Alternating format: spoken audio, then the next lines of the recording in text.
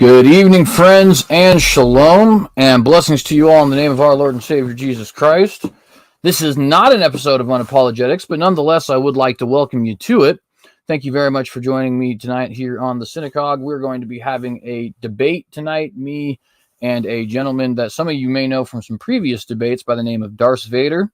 I'll have him do a brief introduction once we get him here on the screen before we actually get going, just for those of you who don't know. But nonetheless, this is shaping up to be a pretty good night so far. So if you are here joining us, please consider liking this video, sharing this video, subscribing to this channel if you're new, and hitting that bell to get notified of every time that we go live. Since this is not an episode of Unapologetics, I am going to go ahead and skip through some of my usual shtick and just simply say again, I appreciate everybody who is here. I want to acknowledge in the live chat, I think the only person I've seen so far, actually there's two. We got Brainbug and Catherine Brown, as well as Darce himself. So thank you all for being here. And anybody else who is here but hasn't made themselves known in the live chat, I appreciate you guys.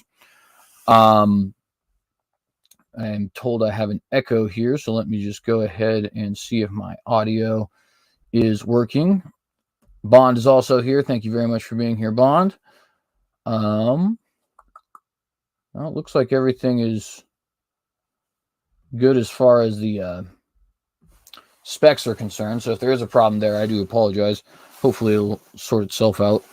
Nonetheless, I want to go ahead and just say a brief prayer before we get started, and then we're going to go ahead and let you guys know what we're doing, the exact topic, the format, get a brief introduction from Darce, and then we're going to go ahead and get into our debate tonight. Should be fun. Should be fun. Anyways, those of you who, of course, would like to join me, I certainly do encourage you to do so. Heavenly Father, I just want to thank you for the opportunity to discuss these important issues again here today, Lord. I want to thank you again, Lord Jesus, for having the I don't know exactly the word is, just luxury of being able to not only discuss these things, but have all the information we have that allow us to competently discuss these things. And I just want to pray that we do this for the glorification of you and your kingdom, that we are all edified here today, Lord, and that you give us all a baptism of the Holy Spirit, or an anointing of the Holy Spirit, to be a better word to use, for this moment here, that we be edified, that we get people closer in relationship and knowledge of you, Lord Jesus, and that we do all this for your glory and your kingdom. I ask these things in Jesus Christ's name, and we give you the glory. Amen. Alrighty, friends. So, I am joined today with guest Darce Vader. Thank you very much for being here, Darce. And before we move forward with letting everybody know about what exactly we're doing today, go ahead and just give us a little brief bit about yourself, however much you'd like to share, whether that's a lot or a little. I don't know. I'm just not used to thinking about. I didn't think about this coming in, but I'm like, yeah, I'm just a dude. I love these sort of theological discussions. I love listening to debates, stuff like that.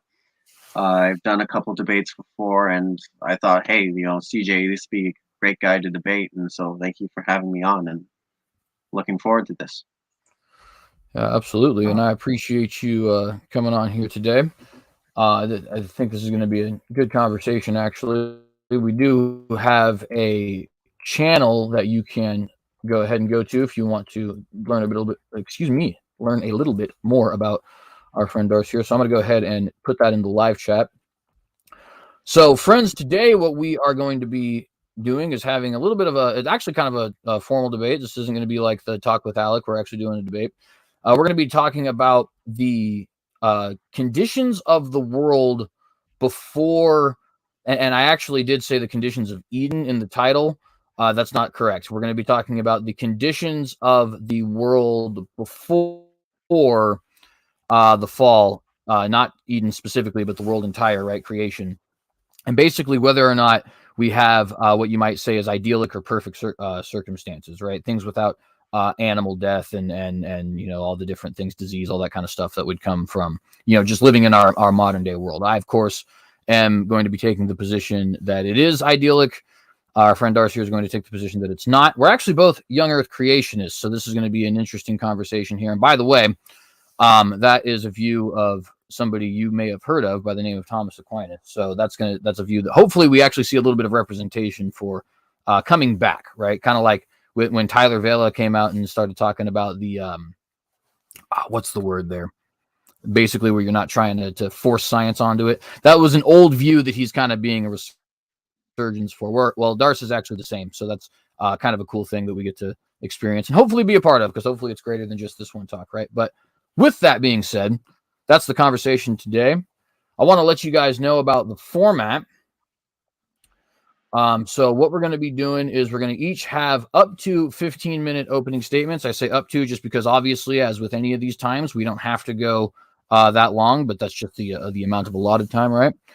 Then going to have, after the 15-minute openings, 5-minute rebuttals each. We're going to have a minimum of 30-minute open dialogue with a maximum probably of about an hour. We'll probably have an hour be the hard cutoff time. 5-minute closing statements after that. And then if you guys have any questions, go ahead and tag me in the live chat. I will be vigilantly looking there at the live chat. Not too many people watch this channel, so it should be easy to catch. And yeah, we'll definitely be asking those questions at the end to get a little bit of a Q&A in there. That's the format. That's the topic. That's the debaters here, Darce and myself. We didn't actually get a moderator, but that's perfectly fine. Obviously, we don't necessarily need one. And with that, before we go ahead and get started, sir, is there anything else that you would like to say before we jump in? No, that's good. Let's go in. Alrighty. So I'm gonna throw Darce on the solo layout here. Very briefly, I want to say Nicholas and Kevin, shalom to you, brothers, and thank you for being here. I did see you just drop in the live chat. 15 minutes will start on your go ahead, or when you start rather, and the floor is yours, my friend. Okay, I'm gonna share my screen.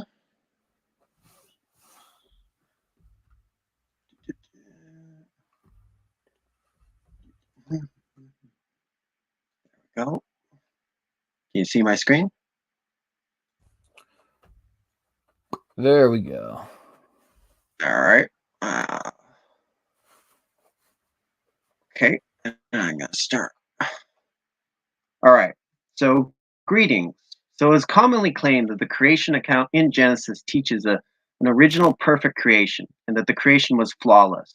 However, I found that by looking at the text in depth, that this appears not to be the case. Now, you might be thinking the case is settled by Genesis 1:31. God saw all that he had made, and behold, it was very good. However, there are two Hebrew verbs used to describe the creation in Genesis. The first one is bara, usually translated as create. The second one is asa, usually translated as made, as we see in Genesis 2, verses 3. Okay. These are both used here interchangeably or differently, suggesting they cannot be used interchangeably. So in verse 31, God only sees what he saw or made as being very good, not all that he created. The Hebrew suggests that this is very limited to only parts of the creation.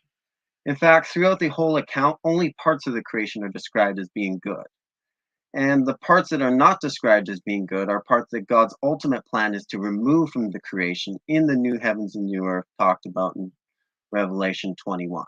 You see, in Genesis 1, God creates the heavens and the earth. And in verse 2, we get a look at the primordial creation, prior to the 6 days. It's described as being a state of without form and void, or invisible, tohu vabohu in the Hebrew.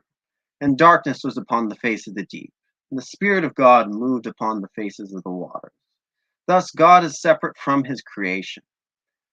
This is the polar opposite of what we see in the new heavens and new earth. First, tohu, without form, strongly suggests chaos, as when a city is destroyed in the Bible, it is said to be in tohu.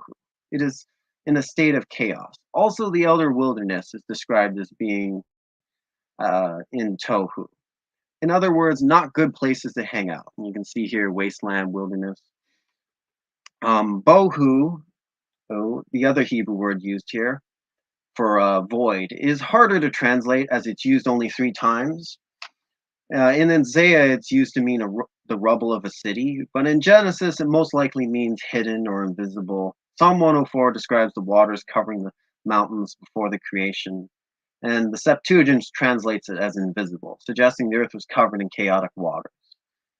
These waters, however, are completely gone in the new creation. The darkness that filled the totality of creation is also gone. It is continual day there. Instead of God being separate from his creation, he dwells among men. And the The primordial creation is the polar opposite of the new heavens and new earth. So, does God fix these problems in Genesis? Well, we read on. God says, "Let there be light," and there was light. God sees the light as good, but there is still darkness. He specifically doesn't call the darkness as being good. Now, if light is good and darkness should be bad, right? In the prologue of John, he talks about Genesis and the Word, and he says, "In him was life, and that life was the light of man. And the light shines in the darkness, and the darkness comprehended it not." He is comparing the darkness in Genesis to the wickedness of the world, both of which God wants to eliminate. When we go to day two of God creates the firmament in the waters to separate the waters above from the waters below. In Ezekiel 1, the firmament is used to describe the barrier that exists between us and God. So the Spirit of God is said to hover over the waters, and then God puts a barrier to separate Himself, His divine presence, from us. Hence, the heavenly waters are separated from the earthly waters. In the new heavens and new earth, described in Revelation 21, God is said to dwell amongst His people and to be with us forever. Day two of Genesis is the only day where God calls nothing good on it. Day three comes around of creation. God gathers the seas into one place and allows dry land to appear for the first time. Notice how God calls the containing the seas as being good, not the seas themselves as being good. The whole account is not about removing the bad, but rather containing it. And when we look at the new heavens and new earth in Revelation 21, God's ultimate plan is to eliminate the seas. So in a perfect world, there is no seas. We also see plant life in Genesis being made, and God calls that good. Good, very good, or me'otov in Hebrew, much like English, does not mean perfection. In fact, the land of Israel in Numbers 14, verse 7 is described as being very, very good. Uh, this in context doesn't mean it was perfect. It's There are ways to describe perfect in the Hebrew, like tamim, for example. Uh, the In fact, there are things that God suggests as being good, but only in context. Like in Psalm 104, it talks about how God gives the lions their prey. Then it goes on to say, "May the Lord rejoice in His work and take pleasure in all that He made." So this wouldn't simply mean because God sees something as good in this context that it is now perfect or completed. Continuing on now, day four of Genesis, God saw made the sun, moon, and stars, and lets them rule the day. Like, but in the new heavens and new earth, there is no need for a sun, moon, and stars. God shall be our light, and His light will shine upon us. The sun, moon, and stars are good as they are better than the alternative of total darkness, but they don't express the full glory of God that we see in the new heavens and new earth. Now, day five comes around. The universe is mostly dead. If you look at the seas, you look at the land, there's no life on them. The opposite of life is death, which is bad. So God makes life. He makes the fish of the sea, the birds of the air, and the land mammals on the next day, and views life as being good and sees all that He made as being very good. And limiting it to what God Asam made is referring to the 6 day period where he Asam makes, but not to the primordial creation where he is said to have bara in Hebrew or created. So, so the account in Genesis is about how God contained the primordial creation to allow life to be on earth as it is today, and that is very good. The account by no means suggests that God's work is complete in Genesis, as the Hebrew word for God finished here in Genesis, I think it's chapter 2, verse 3, is kala here. And it's simply used to refer to finishing a task. There is no completeness or wholeness sense to the word. If the author wanted to say finished with a completeness or wholeness sense to the word, there are Hebrew words to do such that, like salam, for example. Now, salam can be used to communicate the idea of peace, but it's also an excellent word to choose to communicate the idea of finishing something in a whole or completeness sense. For example, in Second Chronicles 5, verse 1, to communicate the finishing of the Temple of Solomon, the author uses it there. But the author doesn't do this in Genesis. And if the author wanted to communicate a perfect creation, they could have used the Hebrew word kadesh, for example. If he declared the creation to be holy, it would communicate this perfectly. Instead, though, in Genesis, all we'll see get sanctified is the seventh day, not the creation itself. Another word, again, you could use tamim to describe a perfect creation. Very easy to use. Tamim is used in a way to say without defect. Um, Perfect choice of word, yet we find the silent in Genesis. Further, we should ask why create Eden, which Genesis describes as a geographical location on earth in Genesis 2. The Hebrew word for Eden is associated with the Hebrew word for pleasure. A paradise on earth. Why make a paradise within a paradise? That doesn't make any sense to me.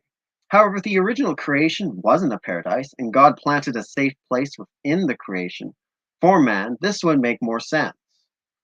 Also, another thing that's interesting is all the temples described in the Old Testament use Garden of Eden imagery, as you can see the slides I'm showing now, suggesting that these temples were copies of the first temple, that being Eden itself. Now, if Eden is a temple, then God can't be completely within his creation, since a temple is a place uh, to communicate with God. Also, I find the fall would make way more sense in this model because it doesn't require a universal cosmic change that is silent in Genesis. I've read through the fall, I can't find anywhere where it says this. You may be thinking, does it make philosophical sense for God to not make a perfect original creation? Well, yes, in my mind, if we accept that morality is not grounded outside of God's nature, but rather within his nature. Unlike pantheistic and monistic conceptions of God, which hold the God as his creation. Creationism holds that the good or God exists separate from his creation. So we would be separated from the good. So we would be separated from God's light and be in darkness. God, however, or desiring to fix this issue, decides to make creatures or create beings to bear his image within the creation. Man was made in the image of God. It was a common claim in the ancient days for a king to claim to be the image of a god. The king would rule on behalf of the god in order their kingdom on earth, their God's good way. Genesis seems to agree with this language. However, it argues that humanity itself is made in the image of God. Male and female, he created them, not just one specific person. And in the next verse, it seems to be giving some idea of what it means to be made in the image of God. That is, to bear his image is to subdue and rule the creation. Looking at the Hebrew words here in depth, subdue or kavesh is used 13 times throughout the Bible. But I'm specifically going to focus on the phrase of war conquest used in Numbers 32 and 29, where it's talking about subduing the land, because this phrase is used directly in Genesis. The Israelites were promised that they would subdue the land of Canaan in Numbers 32. This is military language being used in Genesis. Why is God calling mankind to subdue the creation and rule over the inhabitants if the creation is in a state of perfect harmony? Further, rule here, or radah in the Hebrew, implicitly assumes the subjects being ruled desire not to be ruled. The Hebrew word radah is used 27 times throughout the Bible, in outside of Genesis, and in all these circumstances is used in a forceful way. To quote here from Joshua Vanni, the verb by itself can be used to communicate harshness or injustice. The focus is on having power, not on executing administrative or bureaucratic function. It's not used for someone ruling over his own people unless that rule involves some form of oppression or injustice. Now, if the author, I'm going to skip these based on time. If the author wanted to describe a more willing relationship or a more administrative rule, the Hebrew word they could have used would be memshalah, for example. It's used in Genesis 1, verse 16, to describe the way the sun, moon, stars rule over the day. There's no kind of conflict there at all. And now, memshalah, mashal, and other words for rule may not be completely unforced, but radah is kind of suggesting there's some sort of conflict going on. Radah is the word you would use if you want to rule over a wild horse or how rule over your enemies. You don't find this with other words. So this is very suggestive that this is military language going on. So putting this all together, or what we're seeing in Genesis 1:28 is military language, suggesting that the land is, or the creation is not in union or harmony with God, but rather sort of in opposition to him. And it is God's purpose for mankind to bring and to subdue the creation and rule over it and bring it into that harmonious state, suggesting it's not perfect. And I think Paul also seems to agree with this in the New Testament, um, where he looks. However, Paul seems to think that man is fallen, which I would agree with, and that the purpose of man, and he looks forward to the coming of sons of God as being the liberation of creation from this bondage.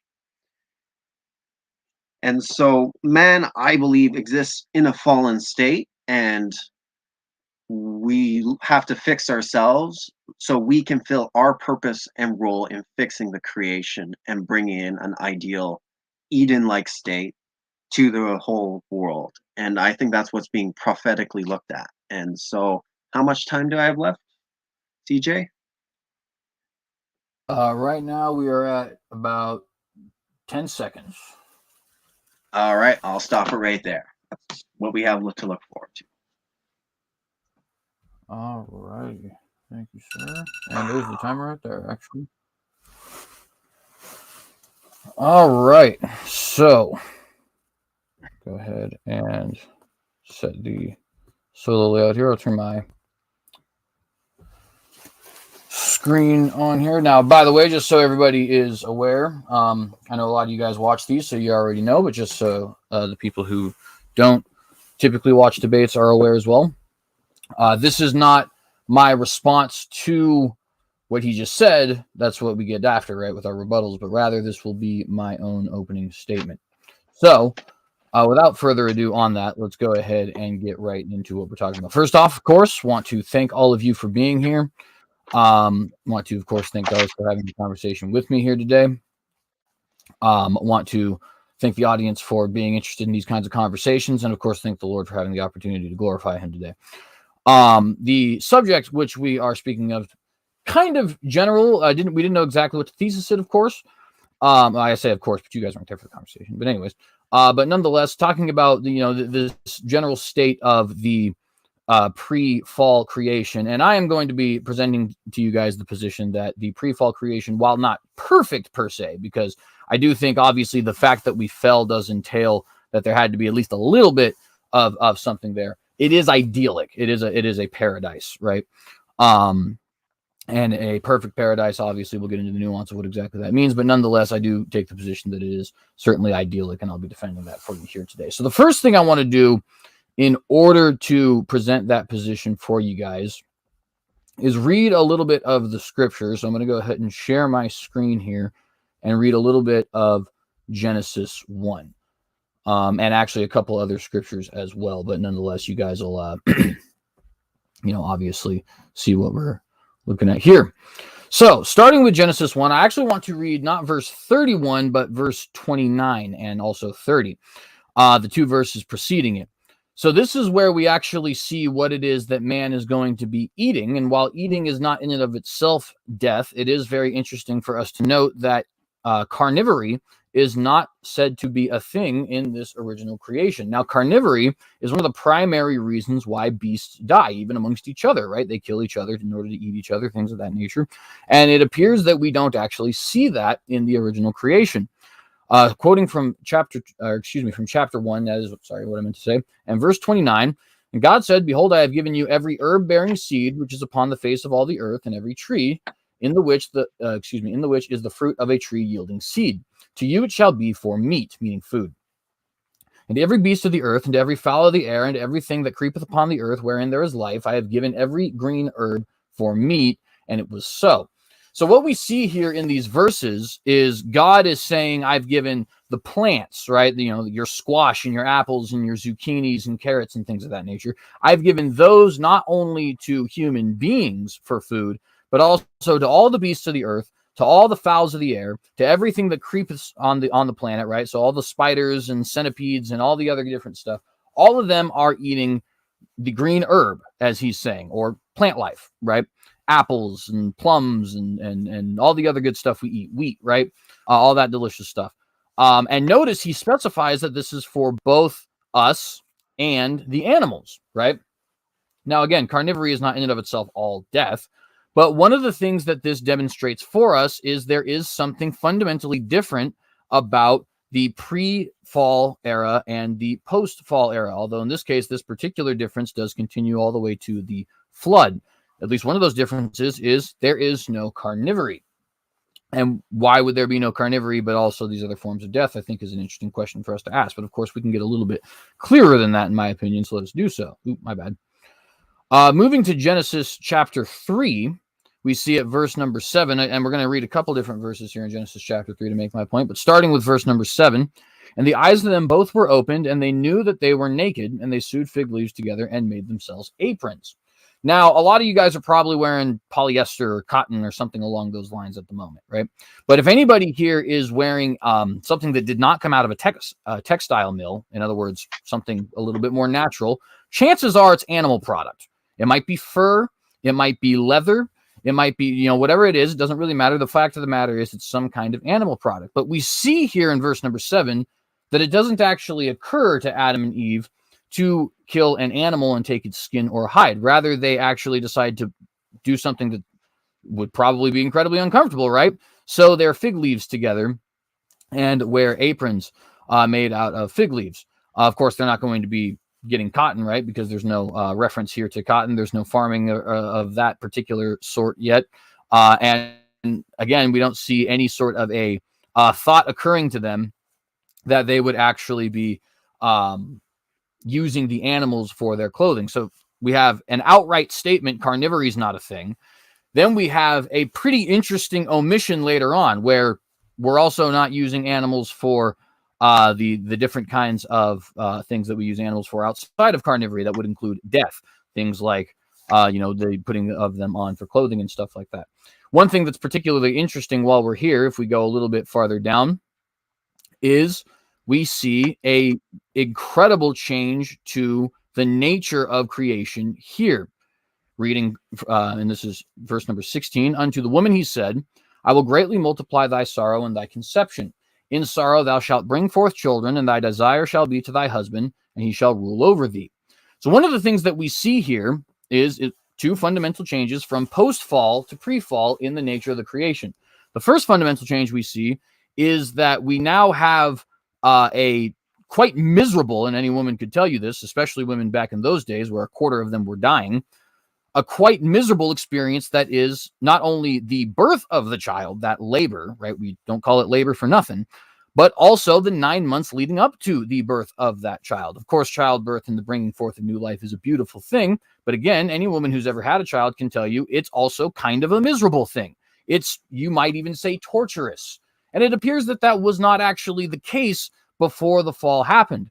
Now, we also see here, interestingly enough, a stronger emphasizing of patriarchal tendencies. Now, I think the Bible was kind of communicating a sort of patriarchy since the beginning, but now we see it's much more pronounced.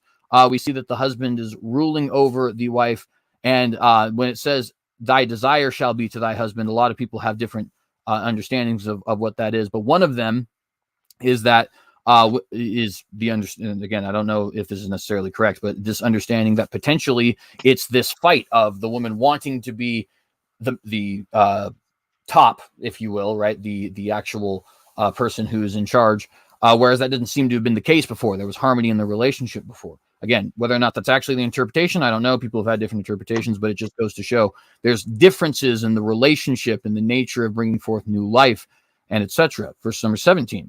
And unto Adam he said, because thou hast hearkened unto the voice of thy wife, and hast eaten of the tree of which I commanded thee, saying, thou shalt not eat of it, cursed is the ground for thy sake. In sorrow shalt thou eat of it all the days of thy life. Verse number 18, thorns and thistles shall it bring forth to thee, and thou shalt eat the herb of the field. Verse number 19, in the sweat of thy face shalt thou eat bread, till thou return unto the ground, for out of it thou wast taken, for dust thou art, and unto dust thou shalt return. So now we see God speaking to Adam. He's moved on from Eve, and now he's speaking to Adam. And again, we see fundamental changes in the nature of the creation. For one, whatever work Adam was doing in the Garden of Eden before, it apparently did not include the sorrow, the monotony, the labor, as we now use the term to kind of imply something that's negative, right? That we end up getting afterwards. In sorrow shalt thou eat of it all the days of thy life. Why is this? Well, because the ground is actually cursed, and it wasn't cursed beforehand. What's the result of that? Thorns and thistles, actual biological mechanisms, are going to be brought forth as of this point, whereas they were not actually brought forth before. And when it says, and thou shalt eat the herb of the field, it's almost as if there's an implication here, because of course there was already food being eaten beforehand, but it's almost as if there's an implication here of you will do this to survive. Whereas beforehand, you were doing this, it almost appears out of pleasure, right? You were eating apples because they were good, not because you needed the calories to keep yourself energized, awake, and indeed breathing. And of course, it ends with, for dust thou art, and unto dust thou shalt return. And in my opinion, that certainly harkens back to what was being said to Adam when God says, if you're going to eat of this, then you will die. And now he's saying, all right, you've eaten of this, so you're going to die. Again, we see what certainly is appearing to be a fundamental difference in what happened before versus what's happening now. And not just in man dying, right? But also in the relationship between men and women, also in the nature of bringing forth children, also in the different things that plants grow. Thorns and thistles were apparently not growing before then. And in the nature of eating, in the nature of labor. Moving on to Genesis chapter 9, we see another thing here that further implies that there is a idyllic status beforehand that is being lost. This is actually after the flood, so it is a good deal after the fall, to be fair, and that's something that needs to be noted for honesty's sake. However, we see, starting with verse number 1, and God blessed Noah and his sons and said unto them, be fruitful and multiply and replenish the earth. And the fear of you and the dread of you shall be upon every beast of the earth, and upon every fowl of the air, upon all that moveth upon the earth, and upon all the fishes of the sea. Into your hands they are delivered. Full stop real quick before we continue. This has not been said anywhere else in Scripture thus far. In other words, if you go to the previous 8 chapters, you will not see God saying the fear of you, the dread of you is going to be in all these beasts. You do, of course, have the representation of dominion and stuff like that, but I'm not going to comment too much on that simply because he brought it up in his opener, and I want to respect the rules and not provide rebuttals yet. But nonetheless, I do just want to point out that we do see here a phrase that has not been said before. This is not a repetition. Now there is a new addition of fear and dread in the animals of humankind. Anybody who's been around animals, I happen to be around animals quite frequently, you know that there is something different. An animal looking at a bigger animal or looking at a member of its own species who is a little bit more aggressive has a certain level of reaction. But an animal looking at a human being in the same room as a human being has a much different reaction, a reaction that sometimes can manifest very beautifully in the form of pets, in the form of livestock. Obviously livestock in the end kind of, used for food purposes, but not always, number one. And number two, a lot of good farmers still treat their livestock very well, right? It can also manifest in incredibly brutal ways. For example, everybody's heard the mama bear, right? Oh, I would defend like a mama bear. Well, why do you defend like a mama bear? Because mama bear is terrified of what it is that you can do, right? So we see here that there is a new addition, a fear, a dread, something that was not there before. Verse number 3, every moving thing that liveth shall be meat for you, even as the green herb have I given you all things. But flesh with the life thereof, which is the blood thereof, shall ye not eat. So once again, we have another thing here that is changing. It appears carnivory is being introduced into the world. And we see here that it's specifying, even as the green herb have I given you all things. In other words, you remember how beforehand I let you guys eat apples? Well, now I'm going to let you eat cows also, is basically what God is saying here, right? And we know that this is actually true of the animals as well, because, and I don't actually have this particular scripture up, but I'm sure I can find it in the time allotted. If we go to verse or chapter number 8, or shoot, it's probably in 6. I'm not going to spend time looking for it. I don't want to waste my time. But nonetheless, we see that when he brings the food, when Noah brings the food, it's the food for him is also the food for the 2 of every kind of animal which he brings along with him. That would mean that his food, his non-carnivorous food, is also the food for the lion, is also the food for the wolf. And since we're both young earth creationists, we could even go farther than that and say potentially the food for the saber-toothed tiger, and maybe even the Tyrannosaurus Rex if they were there. Obviously, that's a different conversation for a different time. But the point is, these animals, which we think of as carnivorous, which indeed are carnivorous, don't appear to be carnivorous at this point in time. Then we can move on here to Romans chapter 5, and my time is fleeting me. I have 1 minute and 45 seconds, so I'm going to try and be quick. Romans chapter 5, verse number 12 says, "Wherefore, as by one man sin entered into the world, and death by sin, and so death passed upon all men, for all have sinned." And someone might pause here and say, yes, passed upon all men, for all have sinned. Animals are not men, nor do they sin. In other words, this is not saying there is an idyllic paradise kind of status in the pre-Adamic creation. It's saying or pre-fall creation, rather. It's saying simply that there is a addition of death in human beings and nothing more. But we know that that can't be true. Why? If we continue reading, "For until the law, sin was in the world, but sin is not imputed where there is no law. Nevertheless, death reigned from Adam to Moses, even over them that had not sinned, after the similitude of Adam's transgressions, who is the figure of him that was to come. But not as the offense, so also is the free gift. For if through the offense of one many be dead, much more the grace of God and the gift by grace, which is by one man, Jesus Christ, hath abounded unto many." In other words, the same way that sin is leaving, the same way that death is leaving, is how it entered, namely through one man.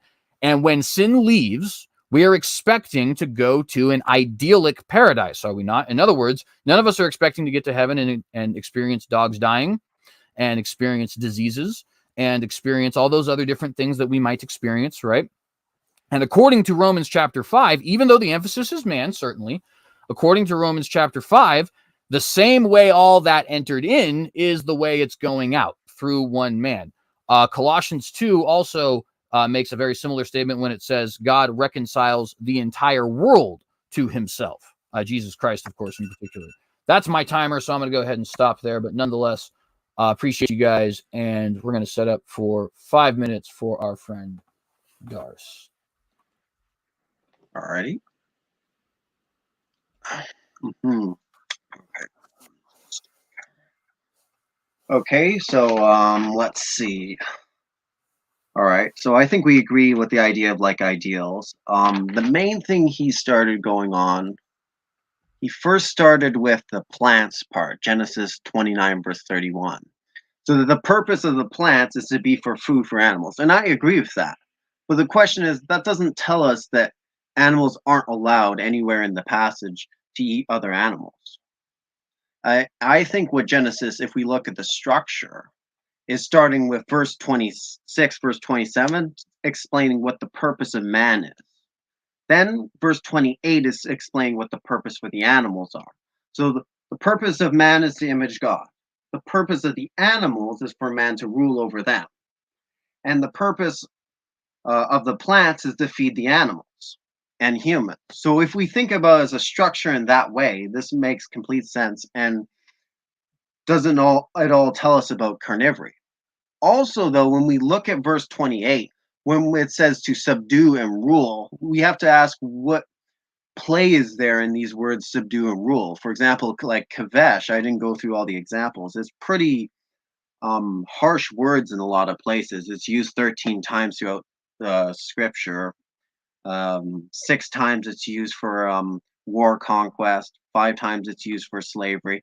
So I would ask someone who believes this, how is Adam supposed to subdue a fish?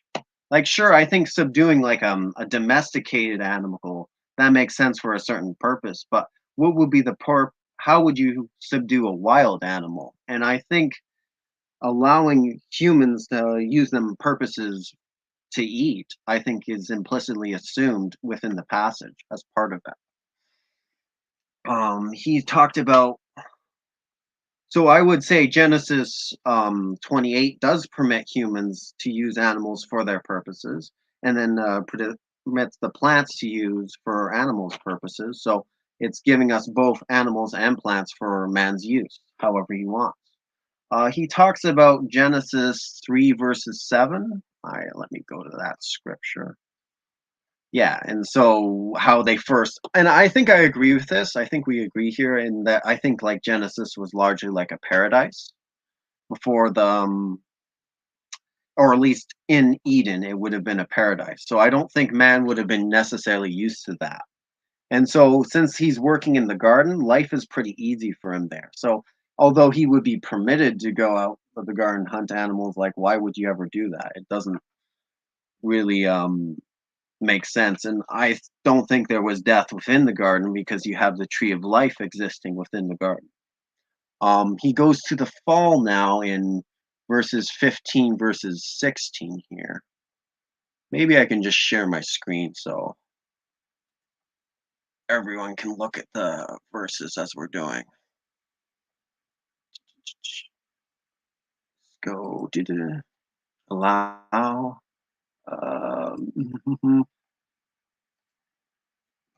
Yeah, and so then here we're reading about the woman, how I will multiply thy sorrows in conception. So the reason why women experience more pain during childbirth is that the human brain goes through a larger stage of development. So other animals actually don't experience pain the same much as humans do because like babies at a young age have such big heads. And so I do think something was imparted down. I think that was the knowledge of good and evil. So when they ate from the tree of the knowledge of good and evil, that gave them wisdom and knowledge of morality, but also gave their children and their line and descendants that ability. And so their descendants also would have larger brains, better able to comprehend higher moral claims, because we don't hold animals the same moral standards as we do humans to. We wouldn't hold a cat or a tiger to the same moral standards as we would hold a grown adult to. I'll start going through these. Also, though, and when looking at this account, he didn't point to a place in the account where it says animals are going to start eating each other because of you. Well, if that's going to happen, why isn't that not talked about there? I think the silence is really telling. We also have the thorns and thistles. The context here is man is being kicked out of the garden. So if we just go down to here first. It says he drove man and he placed east of the garden cherubs with flaming swords, which turned away and people from getting to the tree of life. So man could actually have still been immortal if he could have gained access to the tree of life. And so the curse, I think, is implemented simply by booting man out of the garden. And so the idea that he has to now look for herbs of the field, well, if you're not in a garden anymore, that makes sense from a curse sort of standpoint. And also from the standpoint of thorns and thistles, like thorns and thistles on a land is a sign that that land has poor agricultural quality. So if you're a farmer, you know this, that if your land is producing a bunch of thorns and thistles, you're working on poor soil. That's the meaning here. And so when it says thorns and thistles will produce for you, it's not saying that magically thorns and thistles are now going to start to exist. Uh, it's that you're going And to we get are booted at time. out. Oh, time? All right, cool. A lot more to get Yeah, to. yeah, we'll have the open after this for sure. Yeah, I'll stop sharing. And start the cam here. And again, appreciate y'all who are here. By the way, it looks like we have Wesley Coleman and Alec Cox who have joined us. So thank you guys both for being here also. All right. So a couple things that I wanted to respond to. So the first thing is and because this I think is quite fundamental. We have the idea that in the new creation, God is not separated. It's always day. There is no sea and all this other kind of stuff.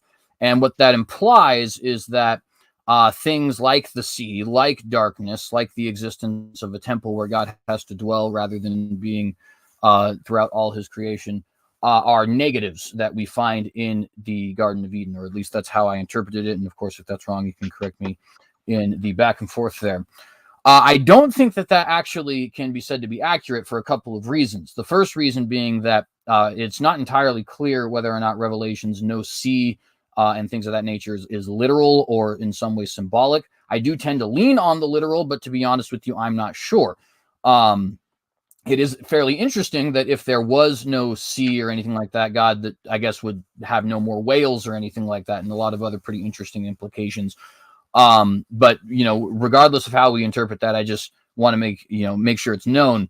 It's not clear how to interpret it. That's precisely the problem, right? Another thing, though, that is actually a lot more clear is the fact that there is a temple in the new creation.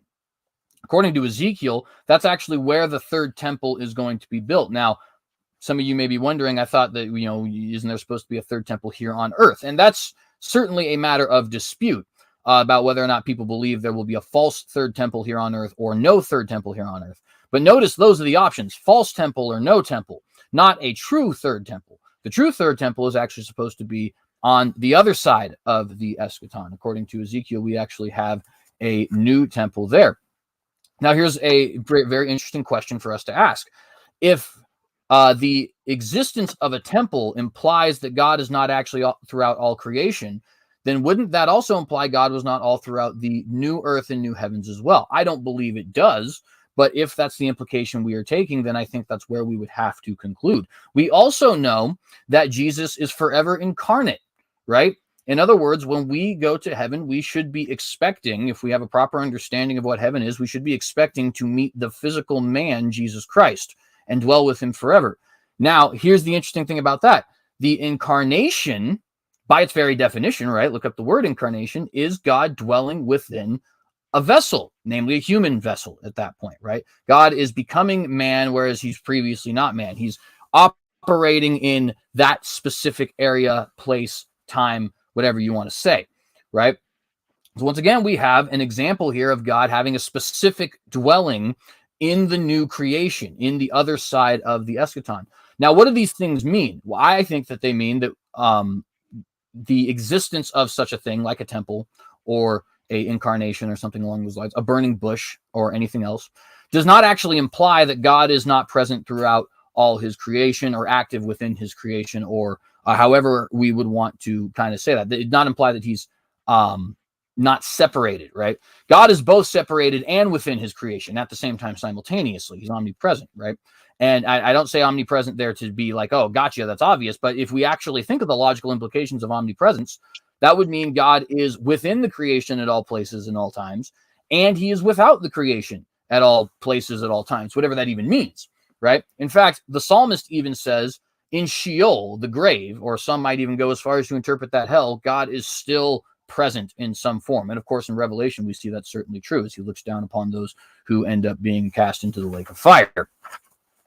So I think that's a very important thing for us to note here, and I'll go ahead and move on because we're limited on time. We have the question, why make a paradise within a paradise in regards to Eden? I think that this is kind of a matter of the aesthetics that would be involved, if I'm being perfectly frank with you. Apples look prettier than sagebrush. Now, that doesn't mean if there is no death or disease or anything like that, then sagebrush is nothing more than something that's not particularly pretty when compared to apple trees.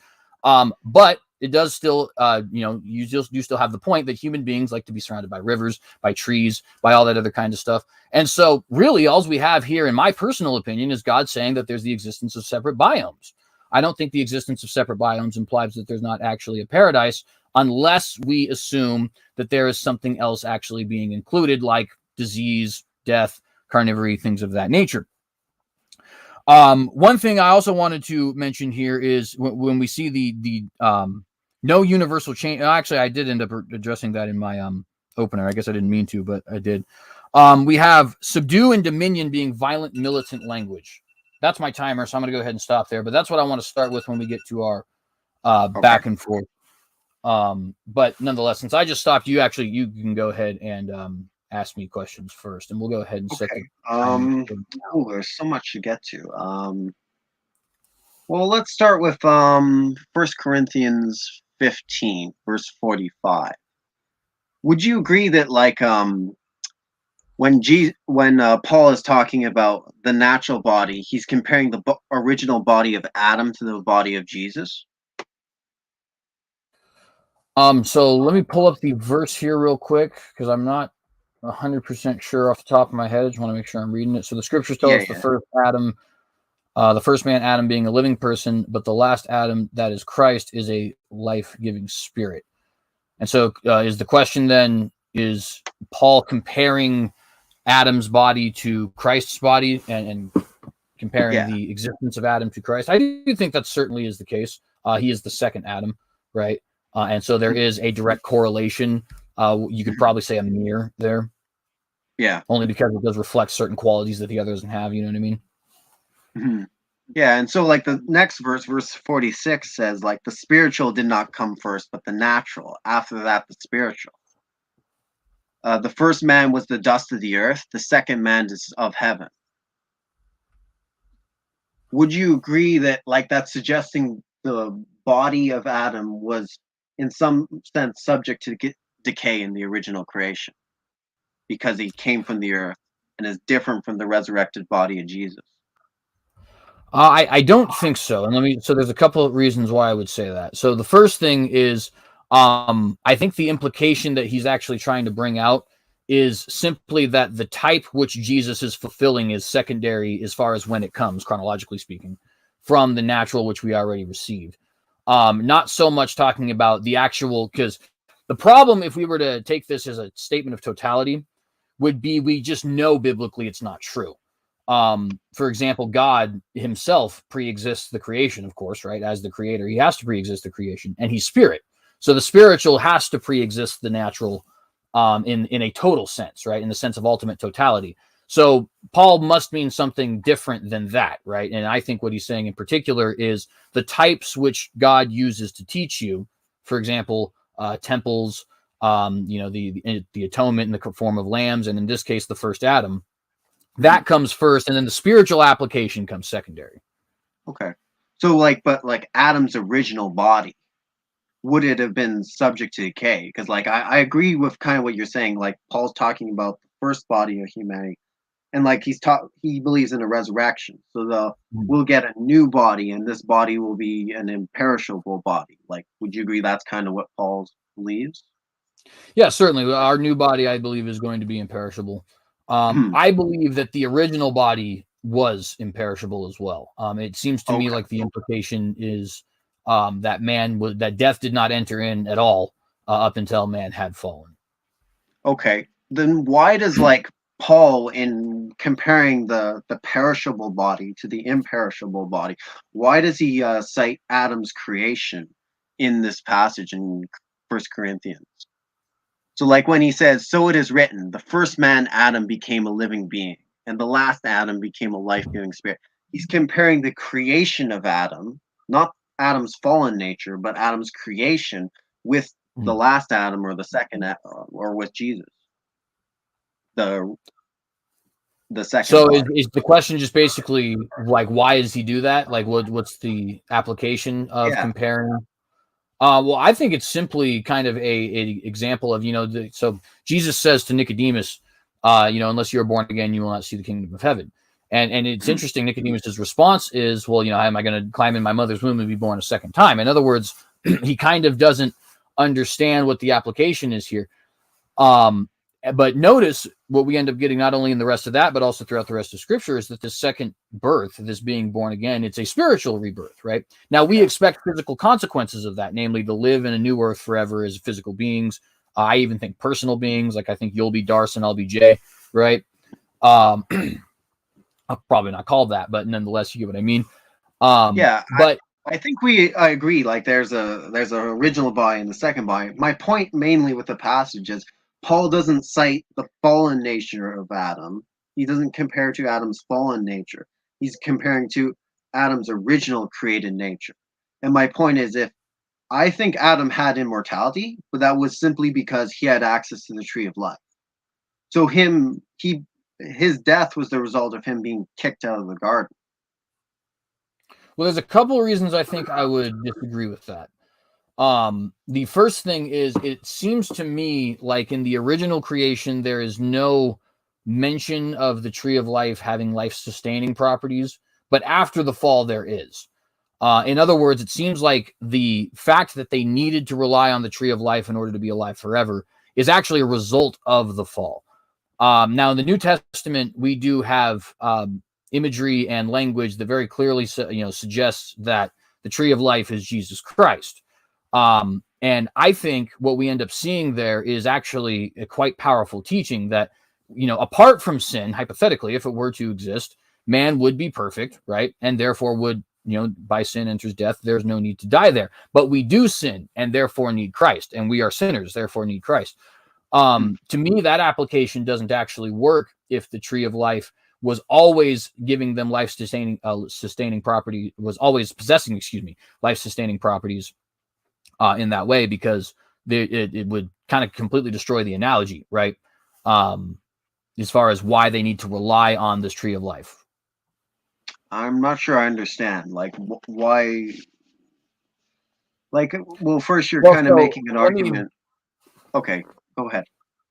Yeah. So, you obviously, barring a rapture, me, you, and everyone else is going to die, right? Biblically speaking, we probably agree on this. We're going to die because we are sinners, right? Yes. So the implication there is, if we were not sinners, if that's the because, then if you remove the because, if we were not sinners, we would not die, right? Yes. So now the tree of life, right, in 100% agreement, right? So now the tree of life here is symbolic, representative of Jesus. And we grab onto this tree of life. We eat of the tree of life. He even says, eat my flesh, drink my blood, right? As far as taking communion. And therefore, we actually get to have eternal life at that point. But we wouldn't need that if we didn't sin, right? Because as we just were talking about, sin is the reason we die in the first place. So now take that application back. What I'm saying is, we have a fall. The fall causes the being that was previously immortal to no longer be immortal. And now he needs the tree of life in order to feign off death. I get kind of what you're saying there.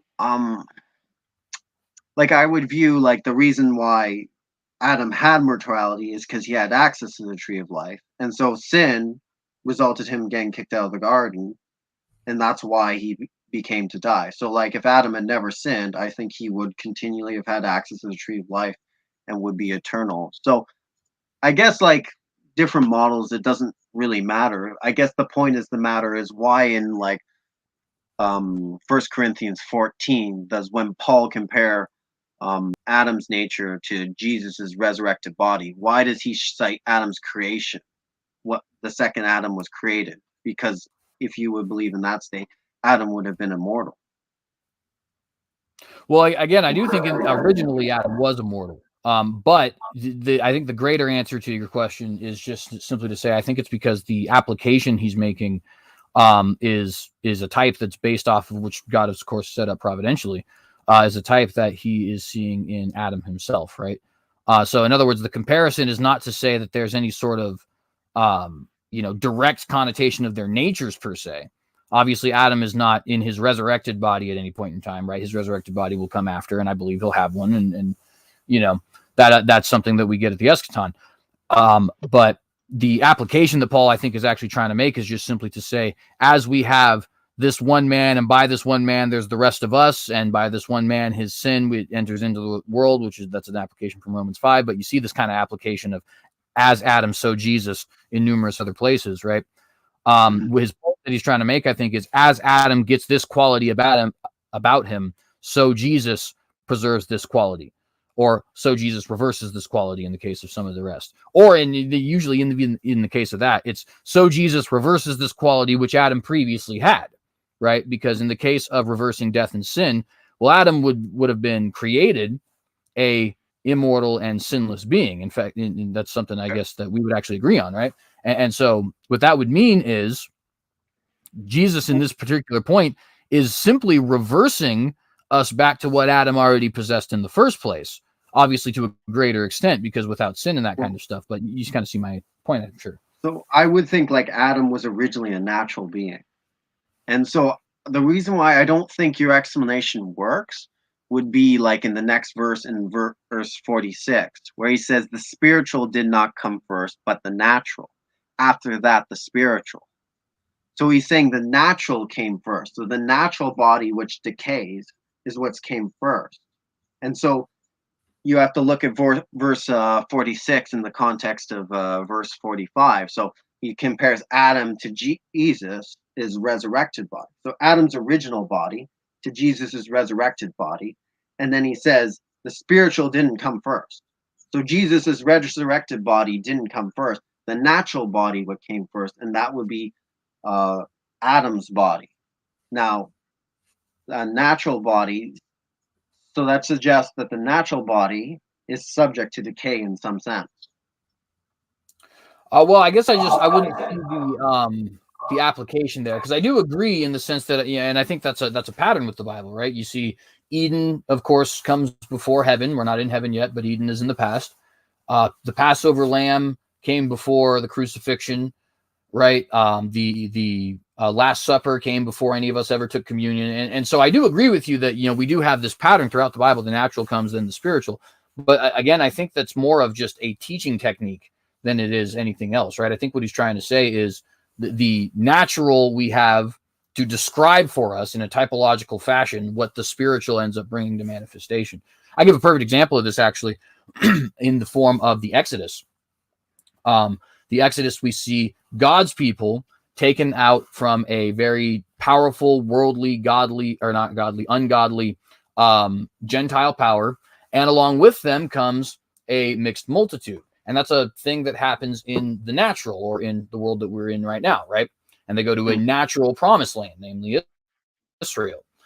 But in the spiritual application, which is yet to come, Jesus, the Jewish Messiah, will be coming back not only for his Jewish people, but also for the rest of all of us Gentiles who are following him as well, right? The mixed multitude. And we're going to a promised land also, that promised land being a new earth and a new Jerusalem, right?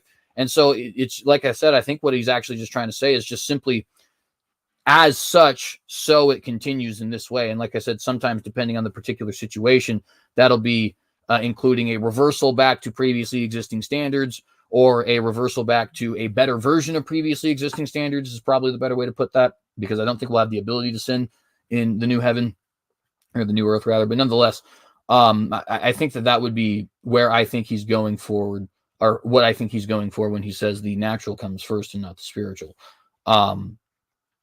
Now, one thing I do want to say, though, because this will get to, it'll be related in the sense that one of the, and correct me if I'm wrong here, but I think the primary point you're trying to drive at here is that it appears that Adam is natural sans the garden. In other words, without the garden, Adam's just a regular dude, right? Yeah. And obviously in my position, that would not be the case, right? In my position, both becoming a regular dude and being kicked out of the garden are separate punishments, right? So one thing I think that would help us to get to that, get to an answer on that, would be the thorns and thistles. So now you had said earlier that you said you believe the thorns and thistles may be a reference to being outside of the garden. But one of the things that I think would create problems for that, there's actually two. The first is that when the garden is being created in Genesis 2, it appears that God, and I'll have to pull it up here to get the direct quote, but I believe, if I remember correctly, God says that he put every tree that is good for food and pleasant to the eye in that garden.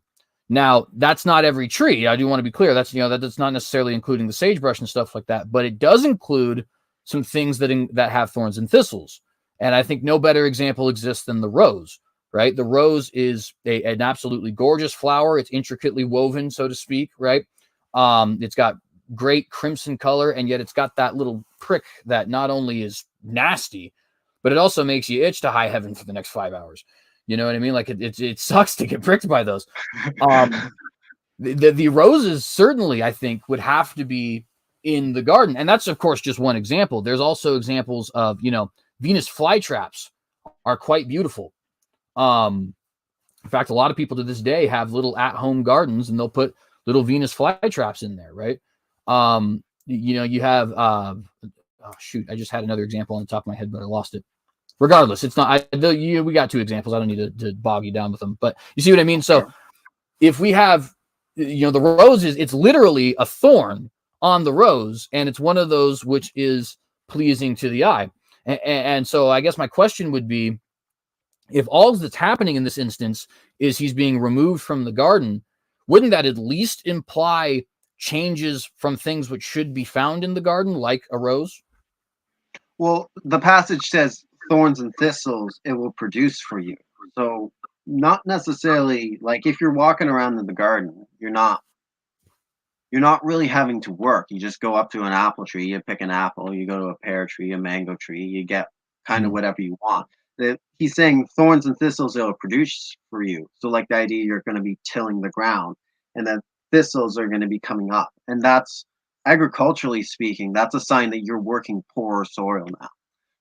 Thistles will not grow in high nutrient soil. It will it's only in the poorer, sort of dumber soils that I have around here that you'll see you plow it and then you see a bunch of thistles come up and you go, man. So Well, I think the there's context is with man's labor working. Because the reason why thorns are a pain to him is not because he has to wander around and look at rose bushes and go, oh no. It's the fact that he's going to be working the soil and that you're going to be sowing the seeds and you're going to have thorns coming up and giving you grief and making your life more difficult. Well, and so I do hear what you're saying as far as, you get poor soil. Poor soil is going to have a lot. We call them weeds, right? That's our little slang term here in the States. Are you in the States? Oh, I'm up in Canada. Well, I think you guys probably Same call them term weeds though. too, right? Yeah. It's used up here. So yeah, no, certainly hear you there, but I don't know that necessarily would work for what we have here, and there's a few reasons I think why. I think the first reason being that, again, that thorn that's on the rose, you got to think the rose is the kind of thing that you pick it, you put it in you put it in Eve's hair, you do. I mean, that's just it's a beautiful thing. It's like an art piece, you know what I mean? And in order to even touch a rose, you have to get precariously close to those little thorns, excuse me, they're not thistles, that have all those negative qualities, right? Which I think would be a little bit problematic. Another thing, though, that I would point out is Adam is in the garden to tend it. So it's not the addition of work that actually is taking place after the fall. It's the addition of a specific kind of work. And now I think that work is how would I put this? A work that taxes the body. In other words, that breaks you down. It makes you sweat by your brow, in other words, as the Bible would say, and that you're required to do. In other words, I don't think that Adam had to eat his carrots. I think it was a perk that he got to eat his carrots. But now, if that's all you got, you best be eating them carrots, right? Otherwise, you're going to starve to death. And I don't know that was the way it was before. So if that interpretation is correct, and of course I'll have to back that up here, but I would just point out, if that interpretation is correct, I think that would explain, in my opinion, better what is actually being described here as far as the labor intensive stuff. It's not the addition of this labor or this hard work on the ground. It's what it does to your body and why it's necessary in the first place. Yeah, I think I agree with what you're saying there. I just don't see how it necessarily follows into this conclusion that like the whole cosmos has suddenly changed and animals started eating each other. Like if you believe that like animals started eating each other after the fall, like why doesn't it just say in the text like, hey, animals are now going to start eating each other because of you, Adam? Like, well, I believe it does. It's not quite as blunt as that, only because I think the primary focus is man. And so because the primary focus is man, it doesn't turn around and say, oh, and also, what goes on with the wolves.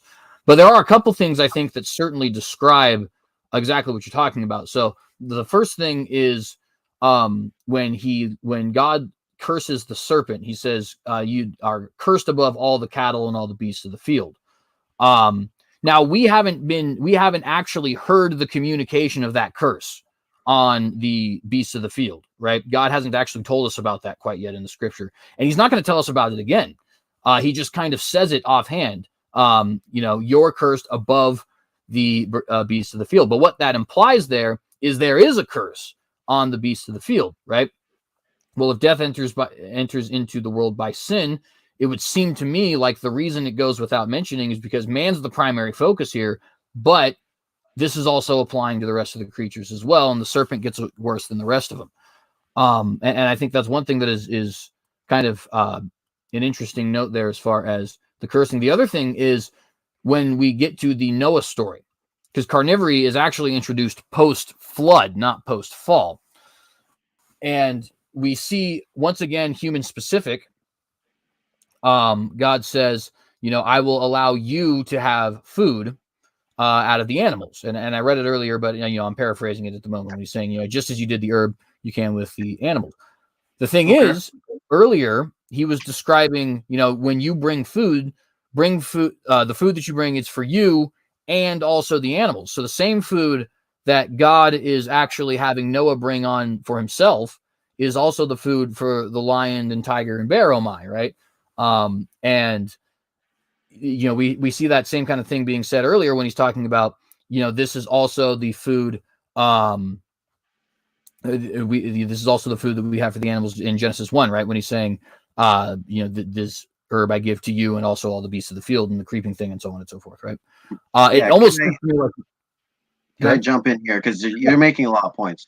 I don't want to cut you off, but no, you're fine. You're fine. Okay, cool.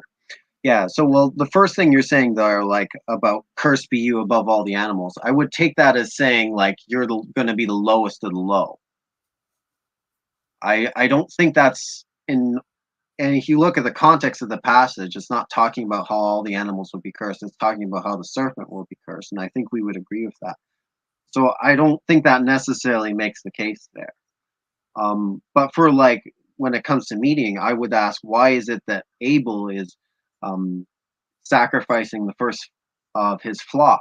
Like Abel was a pastoralist. So if you believe that meeting started occurring at post the flood, then I would have to ask, why is Abel offering up sacrifices to the Lord and taking the fatty portions of the sacrifice up to God? Like, why would that be going on prior in Genesis 4?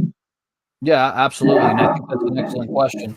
I think there's a couple different things that we need to consider in the answer. One of the first, I would say, as sort of my my overview, right, is just simply to say it can't be that he's eating it because it's a specific verse which states there's an introduction of carnivory, at least to humans. Now, I'm making that application and stretching it to animals. But I think that what we definitely see in Genesis 9 is a statement that there was no carnivory, at least in man, right, before this flood actually occurred. So that would be the first thing. But then the question still stands there, right? Well, okay, then what's Abel doing? And I think when we see in the New Testament, I can't remember where exactly it is. I believe it's Hebrews. But it is Hebrews. It's the Hall of Faith. By faith, Abel gave gave the sacrifice, right?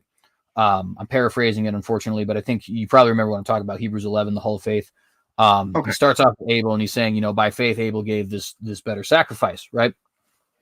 Well, I think what is going on there is Abel is actually, why, I don't know. This would be a point of dispute. Is he a prophet? Is it a Calvinist thing where he just knows? Did God teach? Who knows, right? But I think what's going on here is Abel has revelation that he needs atonement for his sins, and Cain doesn't, right? And Abel knows that and now my personal belief is that Abel knows this because that's what happened to his parents. God, obviously, when they leave, they already have clothes, right? They're wearing the fig leaves, but God decides to kill the animals and cover them in lambskins. In my opinion, the typology there is very clear. Now, of course, it's my opinion, but I do believe the thing is very clear, right? In the sense that it's God sacrificing these beasts as the high priest, right? Kind of revealing that he will forever be their high priest in a way, and covering them with the blood here, right? And I think Abel recognized that same application and was able to say, hey, I need atonement for my sins. Obviously, Jesus hasn't come yet, so best I got is the death of this lamb. And I don't think Cain understood that. But that interpretation, while I think it makes the most sense out of the data, it is important to note that I am a little bit shackled to Abel wasn't eating it, right? Mhm. because of what I see in Genesis 9. Yeah, and I do want to go to Genesis 9, but just to back up, like first, um, in Genesis 3, where it's like, okay, man is permitted to wear animal skins as clothes. So that means like, if Adam and Eve are able to do it, that means their kids must be permitted in some way to kill animals so they can skin them and then make clothes for themselves. And so that's not proof. I would agree with you on that, but very suggestive that if you can kill an animal to take it for clothes, why can't you kill an animal to eat it? And with like Abel, he's raising up the flock in like he's it says that he gives the fatty portions of the animal. And so what in Israel's Correct. sacrifice system, they took like the offals, they took the most cherished parts of the animal and they gave that to God as a like a burnt offering. And then they kept the Mhm. meat for themselves to eat. So I think the passage is not, I would agree with you, not an absolute proof, but at least very suggestive that this is going on. What would you agree with that? Even though you feel like Genesis 9 is the lock and key? So I'll put it this way, because I wouldn't agree with it only because I do, I end up at the conclusion that I do, of course. Um, Mhm. I don't, it's not that I, trying to word this in the most communicative possible way. I don't think what you're saying is out of pocket, right? Like, it makes sense for you to come to that conclusion, in my opinion. I just think that that might be something that is a little bit in a vacuum. Um, Now, there are a couple things I think that would be kind of important for this. The first thing being that, of course, when it comes to tending the flock, you can actually tend a flock for many different things. In fact, most shepherds don't actually tend food stuffs, right, as far as livestock is concerned, but they tend for clothing purposes, right? You shave the wool, and then next year you do it again, and so on and so forth. Now, that's not to say that they never do, but you can even kind of see this in the Bible, right? Where like every now and then they'll go to the flock and kill a lamb and dress it and eat it. But for the most part, the lambs are being used probably for clothing. Same thing with cows. You can use cows for work. You can use cows for dairy products. You can use cows for entertainment purposes. There's a lot of other different things. Horses, same thing. Really, it's interesting. The only animals you tend to use for strictly violent purposes are non-kosher. I don't know if that's just a coincidence or if that's or if there's something specific about that. But like pigs, for example, you have to kill a pig to get anything from it, right? Nobody eats pig's cheese. You can't shave the pig and wear its fur, right? Same thing with dogs. Same thing with horses and stuff like that. Although they even still there's applications for all of those animals that are non, um, you know, they don't involve violence. But the point is, as far as the reason you tend to keep those animals from a livestock perspective, is almost entirely surrounded by violence. In other words, you can own a pig as a pet, but barring that, you own a pig to kill the pig, right? Um, Again, I don't know if that's a coincidence or not, but it's just something interesting to notice.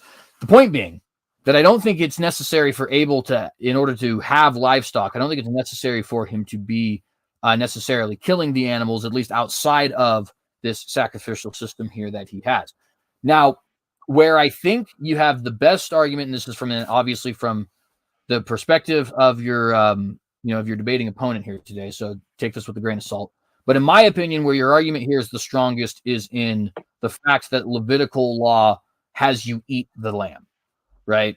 When you sacrifice, whether that's Yom Kippur or the Paschal lamb or whatever, you do actually eat the lamb, and that is an interesting thing to note because it would seem like that implies Abel must be eating this food, or eating this lamb. I guess it's not necessarily food if it's not something that's being eaten on the regular, right?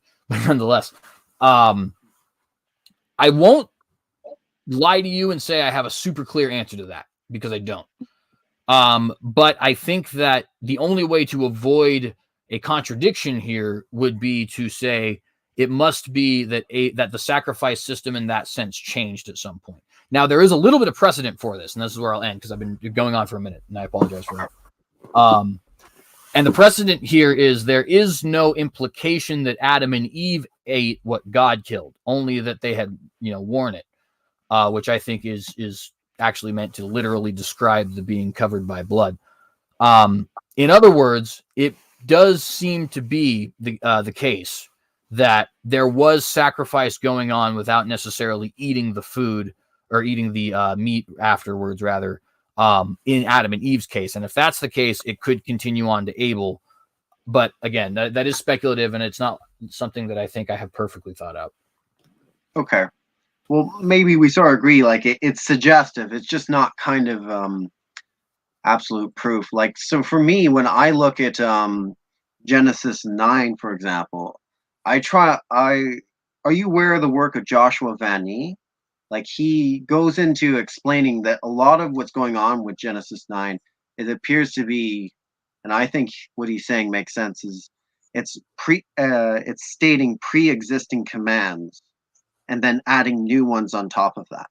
So for example, in Deuteronomy 14 verse 6, it says, "You may eat any animal that has divided hooves and choose the cud." That's not a new command. That's just restating a pre-existing thing. But then it does in verse 7, it says, "However, those that chew the cud and have divided hooves, you may not eat." So a lot of, if you look at the Levitical laws, the way of dietary restrictions, they start with pre-existing commands. So you can eat all these foods except for you can't eat this one. And so when I look to Genesis 9, let's see if I can go, here it is. It says, everything that moves, that lives, is meat for you. Even as the green herbs I have given you, I've given you all things. And so I would argue that is not a new command being added. That is a pre-existing command. Some translations don't carry this well because they're operating under like certain assumptions. But it's stating, I think, a pre-existing command that's in the world. And then in Genesis 9, verse 4, it says, "But the flesh of the life thereof, which is the blood thereof, ye shall not eat." And so I think is going on in Genesis 9, verses 3 to 5, is it's pre-stating an existing command. And I think that existing command can be found in Genesis 1, verse 28, where it says, "Hey, animals are to be the purposes of man." And I think part of that purpose is that animals can be used for food. And so I think Genesis 3 is just a restatement of that command in the dietary terms. And Genesis 4 and 5 is now adding a new command to that by saying, "Hey, don't eat anything with the blood still in it." What would you think about that as an interpretation? It is interesting. I don't even necessarily disagree with it. However, I think there is something that, if I may, I just think is kind of being missed there. So, and you bring up the foods. I think that's it's perfectly on topic, right? So it's a perfect example. And we see, at least by implication, prima facie, right? It looks like it goes from eating plants to eating animals to eating specific animals to eating to all foods being clean, right? In other words, it seems like in the garden, he's told you can eat the herbs. After the flood, we're told you can eat meat. Once we get to the Levitical law, we're told you can only eat some meat. And then once we get to the New Testament, all foods are clean, right? And I would agree that there is sort of a restating of a previous command, but there is always, at least by appearance, some sort of a little tweak to it, or perhaps a greater revelation than before to it that we end up finding. A good example of this, I think, sticking with the animals, is when you have dominion, right, which is what we get in Genesis 1, 28 and 29. Well, actually, that would just be 28. But then once we go to Genesis 9 and 1, that becomes fear and dread, right? It got worse. And then once we go down all the way to the Levitical system, it becomes a system of systemic sacrifice. It got even more binding. And then once we get to the New Testament, systemic sacrifice is gone, right? In other words, it's like fitting a pattern of declining, declining, declining, and then liberation at the very end. I think another example you can kind of see about that is the Sabbath. The Sabbath is introduced on the seventh day, but it's not commanded until you get the Levitical law, right? And then by the time we get back to us again, Jesus is the Sabbath. Entering into his rest is essentially being Christian, right? Is being genuinely saved.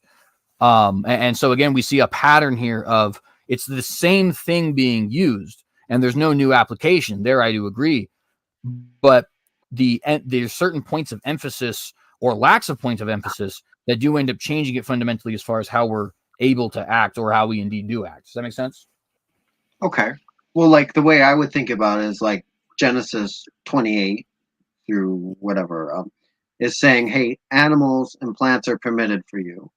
Genesis 9, and maybe I could share my screen if it would better explain this, but Genesis 9 verses 3 to 5 is like, okay, animals and plants are permitted for you. However, you can't eat meat with the blood still in it. And then in the Levitical laws, it says, hey, you can only eat certain types of animals now. So you're talking about like things getting more harder over time. I think like kind of it almost better fits in the way I'm kind of understanding it, in the way you're sort of understanding it. Like maybe I'll share my screen for a second so you could understand my last point. And then after that, since we're on Genesis 128, I want to let you thought, but I do want to ask about the some of the words there. But like I said, I'll wait. That's excellent choice. So like in the Genesis 1:28, and we'll come back to that, where it says, okay, if we interpret this as permitting it for the fish, the birds, and everything that moves along the ground, and then if we have verse 29 and 30, this is permitting the plants, okay. And when we get to, so that would be the most broad. When we get to Genesis 3 verses 5, everything that moves that lives. Now the translation here is shall be. That's it, more is a better, it's more neutral. So sometimes English translations don't they have assumptions behind them that aren't necessarily true. So everything that lives is meat for you. Even as green herbs, I have given you all things. So I would take that as a pre-existing command. And then from here, from the flesh of the life thereof, which is blood, thereof shall not eat. And so then we have a restriction now of blood. And this pattern here of stating a pre-existing command and then adding a provision on it is the same pattern we see in a lot of Levitical laws. So like in Deuteronomy 14 verse 6, it says you may eat any animal that has divided hooves and that has juice cut. So that wasn't a new command being added to it. It's a pre-existing command, and because under the way of Noah. But then it adds this new command. However, those that choose the cut or have divided hooves, you may not eat. So now we have another provision being added. And so I think, based on Abel being a pastoralist and Adam and Eve being permitted to kill animals or food or for their own clothes, I would think, based on all this, it makes most sense that what Genesis 9 is doing is it's saying it's stating a pre-existing command that was permitted from the beginning, and then adding a new command onto it by saying, hey, don't drink the blood of animals. Just to emphasize that. I think respond to that and we'll move on. Yeah, I think it would be one of those things where you kind of have to assume a little bit, which is not necessarily a problem, right? I've made some assumptions and speculations here, so I'm not necessarily saying this is a criticism, but I would just point out, I think you kind of have to assume that pattern, because for example, there's nothing in Genesis or in Judges or no, it would be in Judges, but in pre-Levitical law, Exodus, that would say anything about not being able to, for example, eat a pig, right? It's never mentioned. There is some importance behind that, because a lot of that stuff that's never mentioned, for example, I know this is gross, right? But a lot of that stuff that is mentioned is stuff like, incest, right? Abraham was in a non-kosher marriage, so to speak, right? He was in a marriage that under the Levitical law would have been wrong, right? You couldn't happen. But he does do it, and it's allowed, and God never says anything about it. He never makes a fuss, right? But we know by Levitical law that that's not something that's holy. Now, did it become holy? Did God change his mind? I don't think so. But what we do see, here in this moment is that it does appear things can change. There can be circumstance by which these things do actually develop in some way, right? In that case, I think it's probably genetic. I think that we probably had a certain level of genetic purity that we lost over time. That's just my own personal theory, but it's pretty common in YEC circles, so I'm sure you've heard it before. Yeah, I would agree with that. Yeah, it makes sense. Yeah. Yeah, and yeah, so I just think that I guess I would want to kind of leave it there just so I don't waste too much time. We are hitting the 20-minute mark, which means we still got 20 minutes left. Okay. But nonetheless. Yeah, well, yeah. I agree. Like, we're both making assumptions in some areas. I think, like, mine is just more suggestive based on, like, Cain and Abel and Adam and Eve.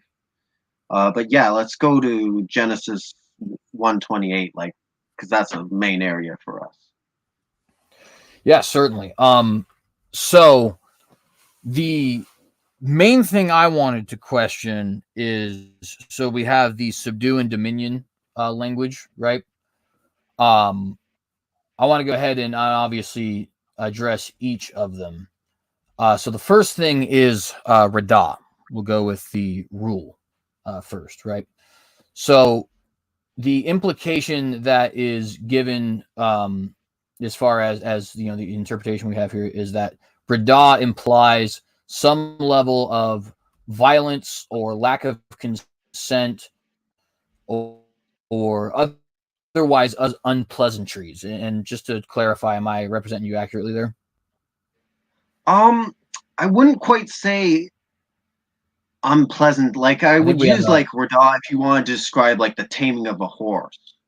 Like, it's not necessarily immoral. I wouldn't say it's immoral to eat meat. I wouldn't say it's immoral necessarily to bring someone under rule, but it is suggestive of negative. And you look at a lot of circumstances, it's used like negative. It's used in ruling over your enemies and such. But right. Yeah. So go ahead. Sorry. Go ahead. No, you go. You go. So I do agree it can be used negatively, certainly. I wouldn't argue that it's strictly a positive thing. But I do think it's important to note that it's not always a negative thing. And you brought up the horse. That is my interpretation of what is actually meant by subdue and rule, is the same way you would subdue and rule a horse, right? In other words, you're not beating the horse, barring abuse. You're not killing the horse. You're not, doing any of those sorts of things. But you are certainly having a struggle with the horse. You're wrestling with the horse, so to speak, right? And subduing it to your will. Now, that application, while it certainly is not implying a complete and total harmony, it does still fit into the spectrum of an idyllic paradise throughout the world, right? In other words, it's almost like what we have here is there's animals which are wild, which we would never expect them to be any other way, right? That's how they appear naturally. And God is saying, go out there and you can make them not wild, right? And it even appears that's the reason they exist, right? He brings them all to Adam to have Adam name them when he's trying to find Adam a helpmeet. I don't think God was confused about the fact that Adam needed a wife. I think that he was trying to demonstrate a point, namely that the animals are basically companions for you, right? Not companions strictly in the pet sense, but also in the other different ways that we use them, like riding horses and using livestock and all that kind of stuff, right? But nonetheless, so if that is an interpretation, and we know that it can be, right? Because we have, for example, Leviticus 25 says, do not radah with vigor, which would almost be like saying, do not attack with aggression, right? Well, attacking by definition is aggressive. You can't attack with passivity. So it'd be a redundant statement. If radah already implies ruling with rigor, why does Genesis 25 say, do not radah with rigor? And if radah does not imply ruling with rigor, which is kind of like what we're saying with the domestication of horse and dog and stuff like that, then wouldn't that just simply imply nothing more than we have rulership over the animals? I semi agree with what you're saying there. I would say like if you look at Leviticus 25, the passage you're talking about, the context there is kind of like with slavery. And so I think Right. Radah described in like the master sort of slave relationship as opposed to like say a master servant relationship, that might better explain what Radah means in Hebrew. I would say like if Radah was just used by itself, then I wouldn't see a huge problem there. But the fact it says, "Hey, go out there, subdue the land, and then rule over them," my point is that seems to be military language, saying that man needs to go out and conquer. And if that's the case, that suggests to me the creation is not in the state of perfect harmony. It's in a state where like it needs work, and God is using man uh, to help engage in that work. That's kind of how I would interpret it, and that's the way it seems to make most sense, at least to me.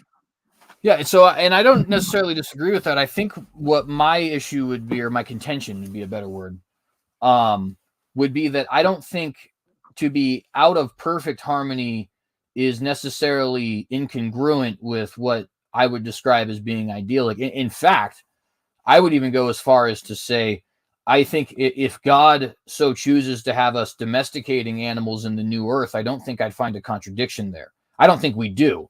But I'm just saying, if God wanted there to be wild wolves and have us go through the process of domesticating wolves in the new creation, Yeah. um, I don't think that would be in contradiction with what the Bible describes to me as the new earth, right?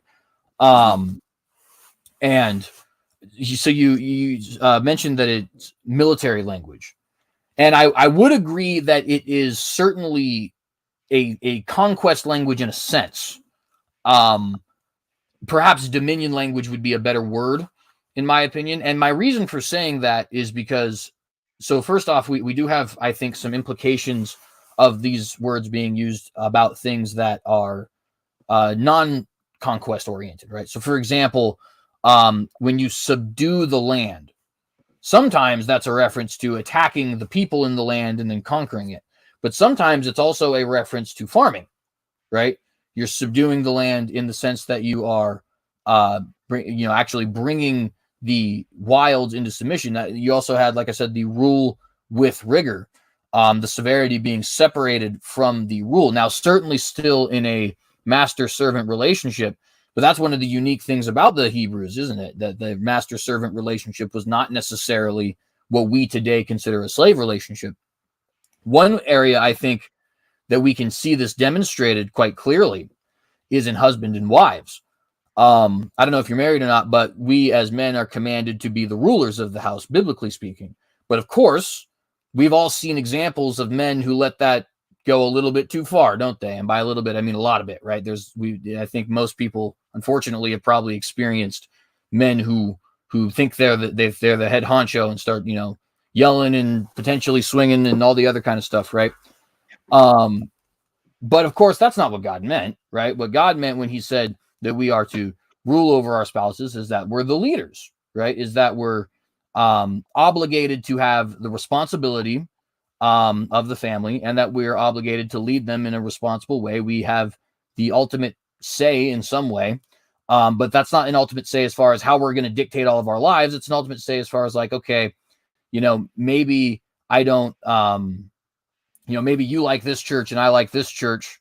And I think after a conversation where we've each laid out our cases and all the good stuff that makes a respectful relationship with respect, honey, I think that I get the ultimate responsibility here. And I really think we need to go to this other church, right? And she's supposed to subdue to that, of course. And the point is no violence involved, no lack of consent even involved, right?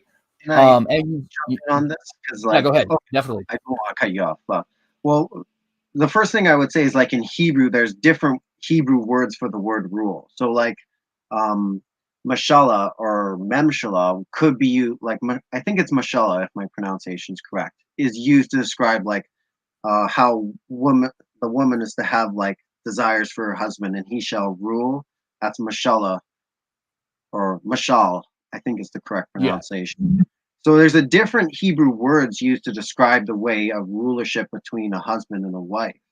And another example word you could use is memshalah. So like the sun, moon, stars rule over the day. That rule there is memshalah used. So there are Mhm. different Hebrew. So I'm trying to figure out, okay, what does the Hebrew word radah specifically mean? And so, like, radah doesn't seem to be used as the English word ruled in that way. So I don't think there's a one-to-one translation of Hebrew to English here. So like in English we just say rule, and rule can be in a very negative way or it can be in a positive and useful way.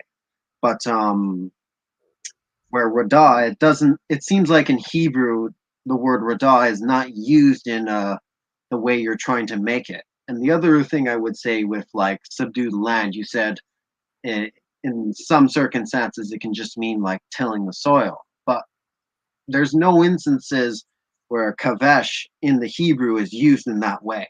In fact, it's used 13 times throughout scripture, and all of them are in a very forceful manner, like war, conquest, enslavement, trampling underfoot, sexual assault.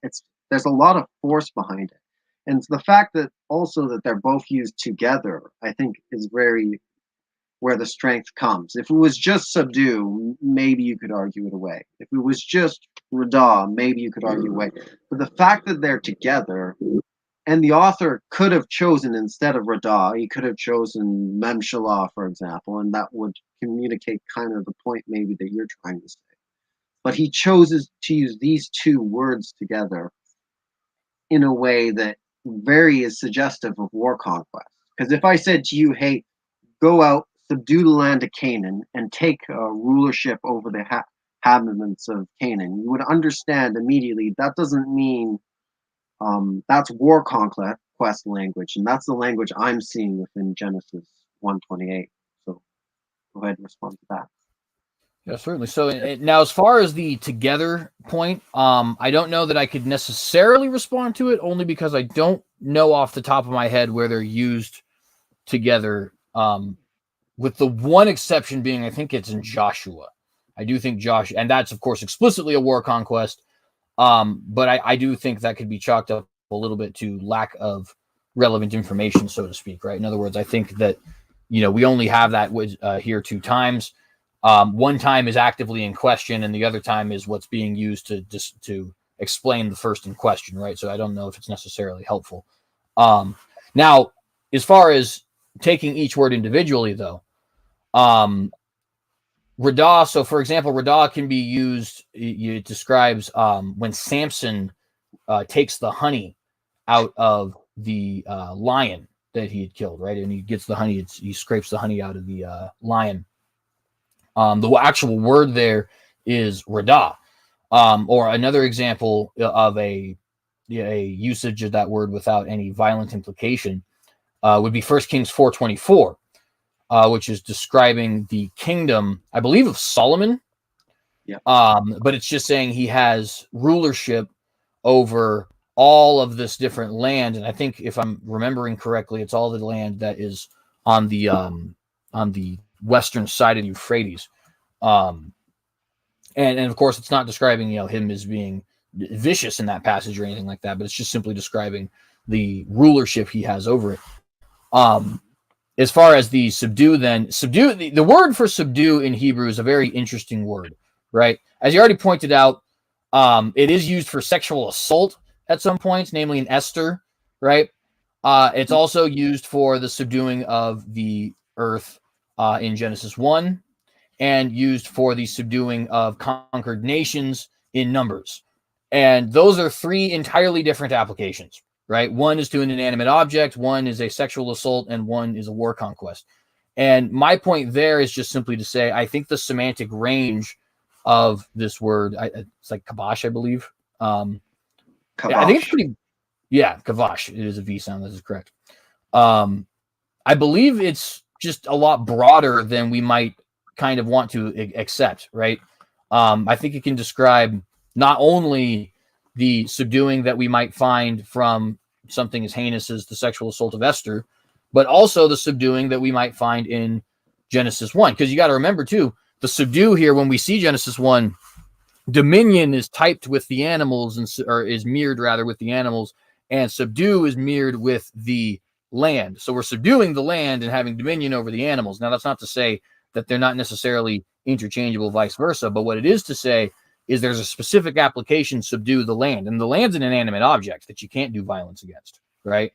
And so my point there is just simply to say, I think the semantic range of this word is great enough to include both the war conquest as well as the tilling of the ground, as well as something like a sexual assault. And if we pulled up the Strongs, I'm sure we could find even a fourth application, because it is a relatively broad word.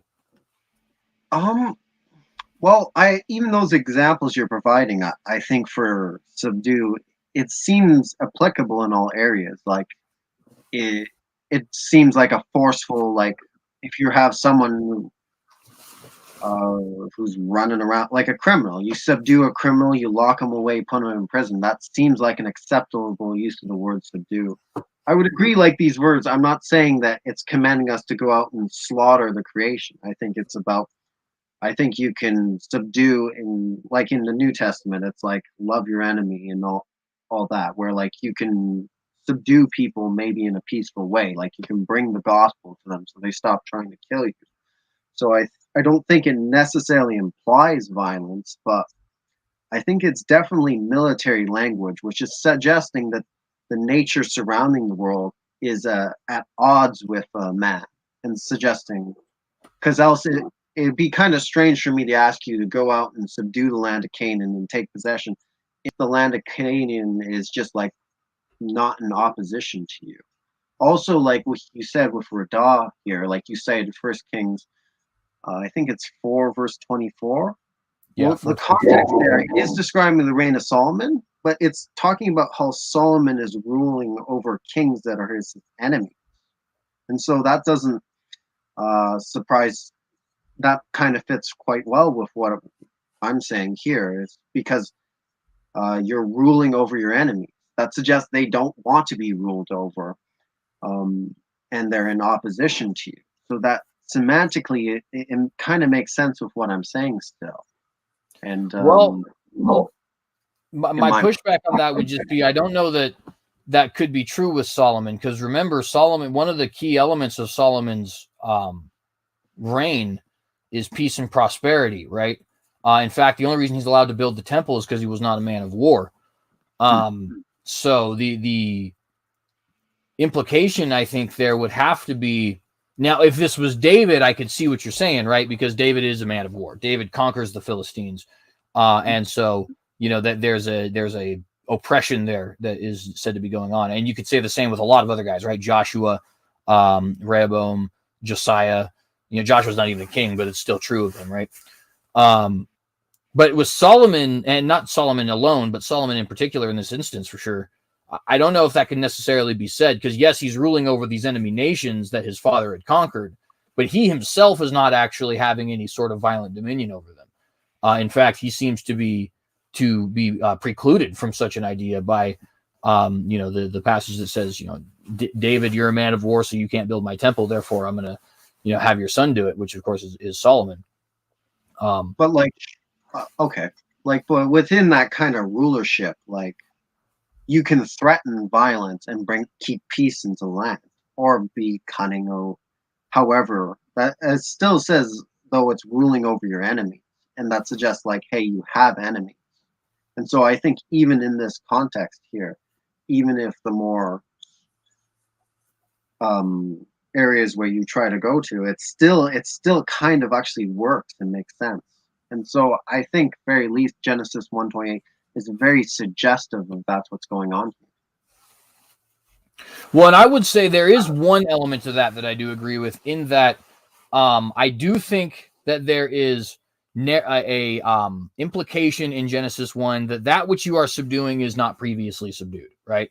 It's one of those things. It's kind of, it goes back to that thing I was talking about attacking aggressively. Attacking by definition is aggressive, right? You can't passively or defensively attack. It's just not how the word works. In the same way, I think you could say the same thing about subdue. You can't subdue a subdued thing, right? You can oppress a subdued thing, abuse a subdued thing. There's tons of things you can do that would have some kind of implication like that, but you can't subdue it because it's already subdued, right? So I do agree with you there, in that, you know, when Adam came across a wolf for the first time, it wasn't what I got in my house right now, right? He had to do that work himself. But I don't know that it would imply anything that takes and to kind of reiterate what I said earlier, actually, as a way of explaining this, even if that happened again in the new Earth, I don't know that that would be in contradiction with an idyllic paradise. I think there are certain things in the modern world, and by I don't let me not say that, in the pre-fall world, not just today, in the pre-fall world, that make it seem like that could be the case. For example, the fact that we tend to use physical discipline against animals. I don't know that such a thing is necessary in the new creation, though. That is timer. Since I just ended there, first off, I'm going to let you have the 5 minutes first. But since I just ended there, do you want to say anything else before we jump off our open discussion? No, I think it's like I find like a lot of your explanations are very like, well, I don't have to believe in this. I can find a range of this word to, and I find that kind of, well, just mainly like weak. Like I think it's very suggestive, and although I don't think we have an explicit proof, I think we have a bunch of areas that really suggest that what's going on here is this is military language, especially because like Radah and Kavesh, subdue and rule are used together. I'll finish with that. Yeah, and I'll go ahead and let it end there, just because the Good timer went idea. off. So we got the 5 minutes and 59 seconds. I'm gonna go ahead and bump it up to the 6, just because. Um, for closing remarks, and floor is yours, my friend.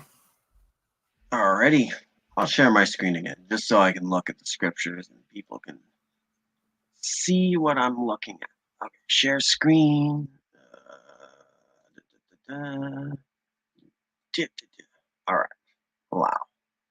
All right. So let's go. Well, first thing we kind of talked about was 1 Corinthians 15.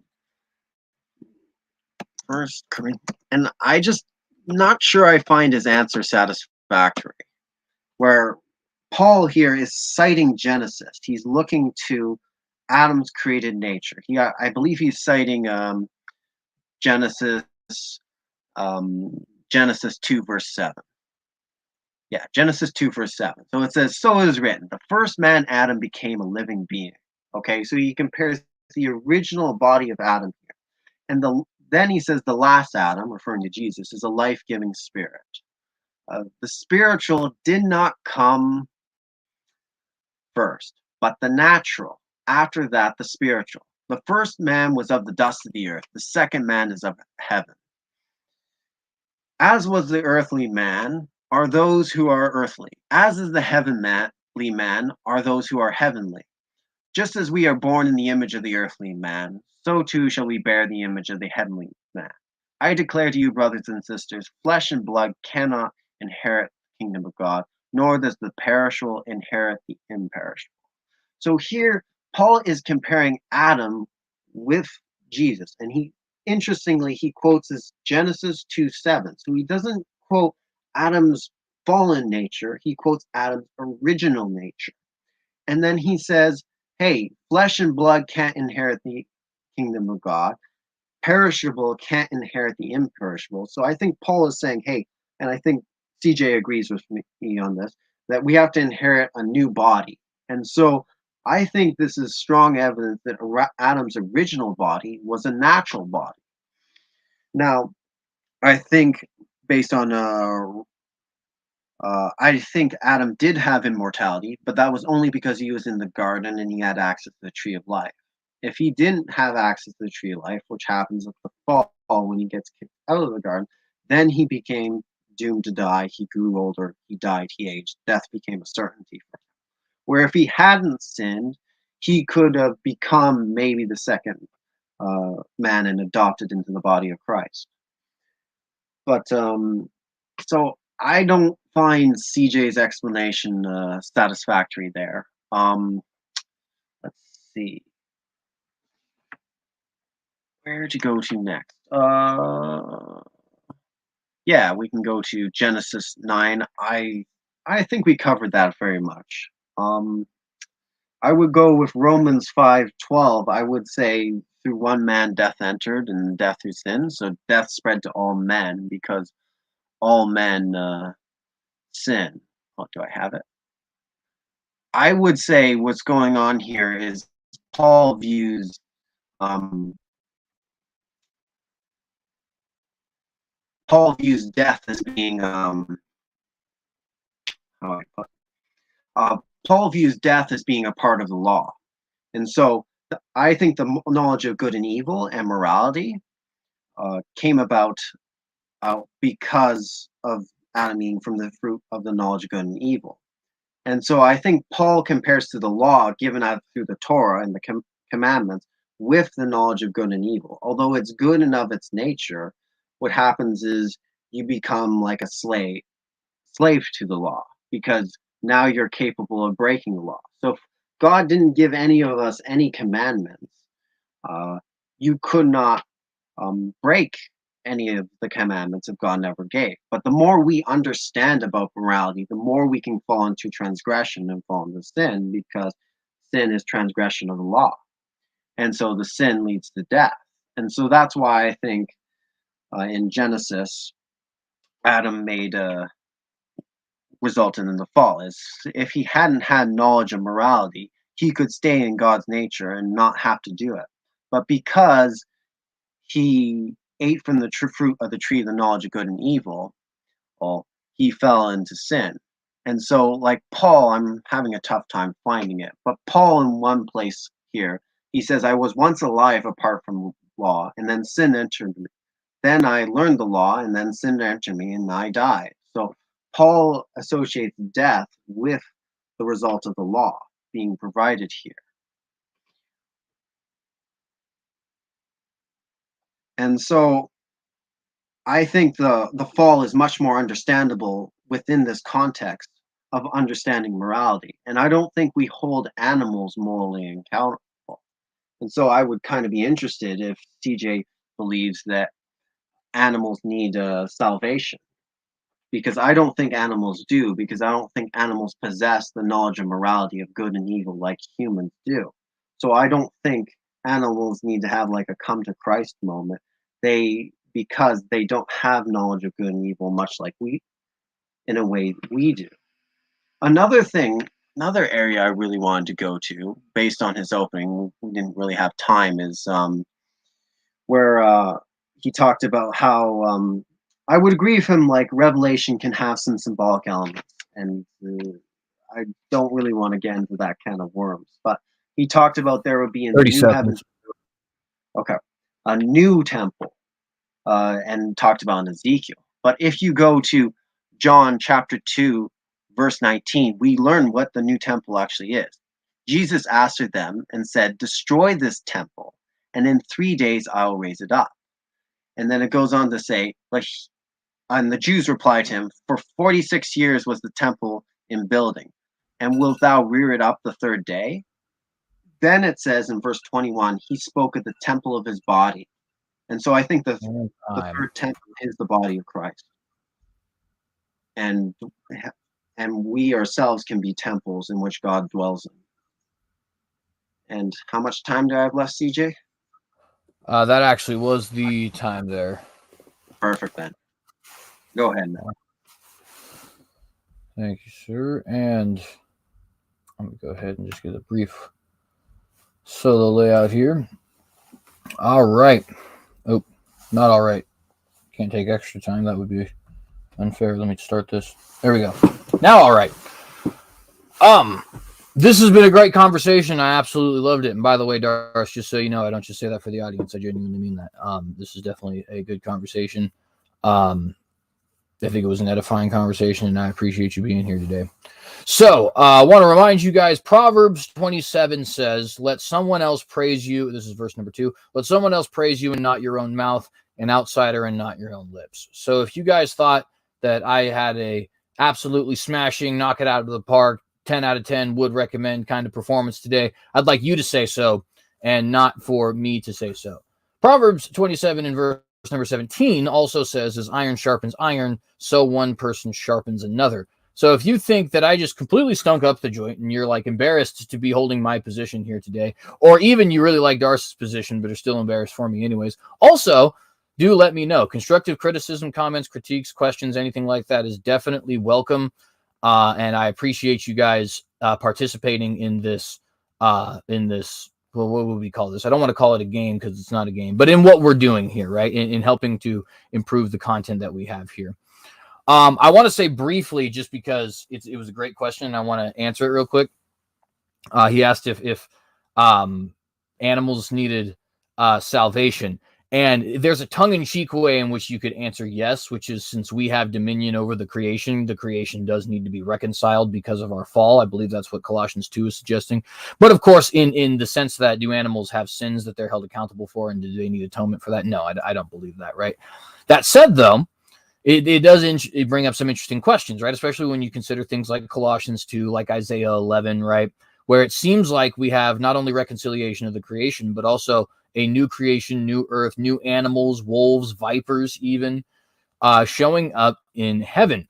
Now, does that mean an individual viper is going to have his individual life restored to him in heaven? Or does that mean that there's just going to be vipers in heaven? I don't really know, right? That's up for God to decide. But what it does seem to suggest is God's atonement, Jesus' atonement to be more specific, does have impact on the creation. He does seem to have an atonement that is on all of it, and not just the animals, but your rocks and your oceans and stuff like that, and anything else that's going to show up in the new heaven. I guess there's no oceans, right? That's a point of dispute. We kind of got there, but nonetheless, you guys see my point, right? Now, of course, again, that doesn't mean that the animals are sinning or that God's dying for the salvation of animals or anything like that. That's not what I'm suggesting. I'm just simply pointing out, I do think, because I believe in federal headship, and I guess I should have asked whether or not Darce does, but I do think that there is a reconciliation of the entire creation, right? In my opinion, and of course, I'm going to believe this. That's why I came here to participate in this debate, right? But in my opinion, we have seen the following things today. Number one, we've seen at least heavy implication that carnivory does not begin to exist until after Genesis 9. And I would say outright statement that it does not exist in Genesis 9 until Genesis 9 for human beings. Of course, if you disagree with me of that, we're not surprised by that or anything like that, but the closing statement, right? Number two, I think we have seen a demonstration of the concept of death, even death to animals, being bizarre to Adam and Eve, being something that it doesn't really apply, or it doesn't really occur to them that they kill animals and get animal skins. Rather, it occurs to them to go and sow the fig leaves and all that other kind of stuff, right? And it doesn't occur to Cain to sacrifice a animal for his sins, or to offer it to the Lord, right? So I think that's an interesting thing there as well.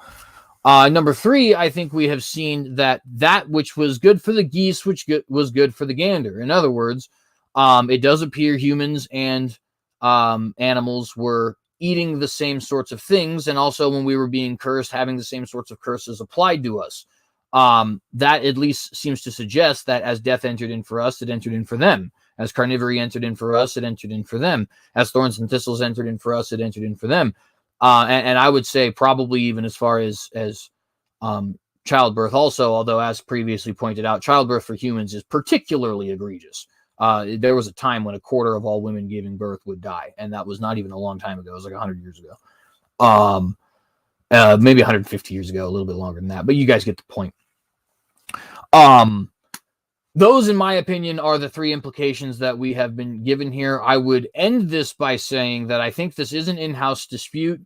That was never brought into question in our conversation today, and I appreciate Darce for being, somebody who doesn't want to bring that into question, but simply because it's something that constantly comes up in the live chats, in the comment section. Actually, it hasn't come up in the live chat so far today, so I appreciate you guys. But, there's always somebody saying that X issue that the Bible does not call definitional is indeed definitional. I don't believe it is definitional. I, of course, believe I'm right. That's why I'm here and having the conversation. And, of course, Darce believes he's right as well. That is 5 minutes, so just finish up your point. At least on my timer. Yeah, absolutely. You are actually, I think you are right. It's mine's about 5 seconds away from going off, so I think I started a little bit after. I started mine a little early. Yeah. So, yeah, and that's all I got to say there, friends. Appreciate y'all. Let's get to some of the questions.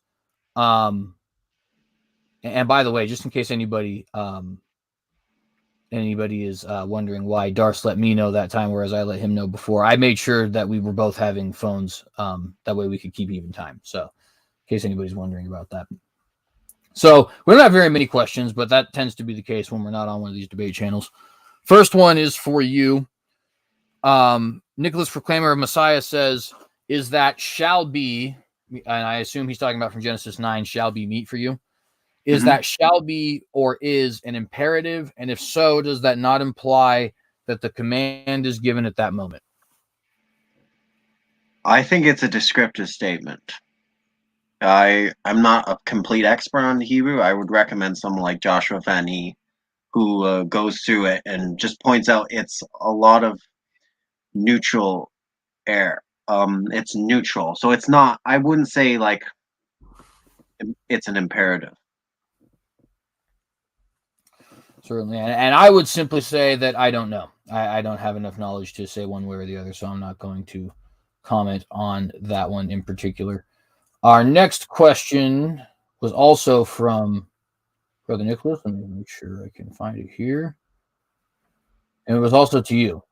So he says, without sin, where does biophysical death come from? I would think it's natural. I would say like to be internal is to be like with the presence of God. And so like sin is just the means of separating us from God's presence. And when I say it kind of came up in the intro, when I say from God's presence, I mean that mainly from like a human standpoint. So like, yeah, okay, God is aware of things going down in Sheol, but people in Sheol aren't aware of God being there. For sure. And so, and my answer to that, and since this question is to you, you'll get a chance to respond to my answer.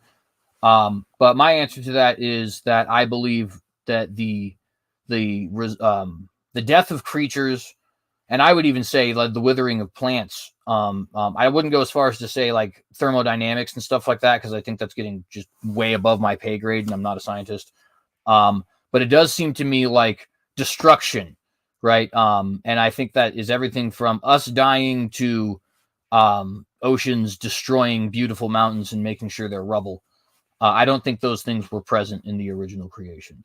Again, things like thermodynamics and stuff like that, I don't know. But that's my personal opinion. The fall of the creation, not just biophysical death, but all these negative things that we end up seeing, disease, thorns, stuff like that, general destruction. I do believe that's a result of the fall. And then go ahead and respond there, because it was a question to you.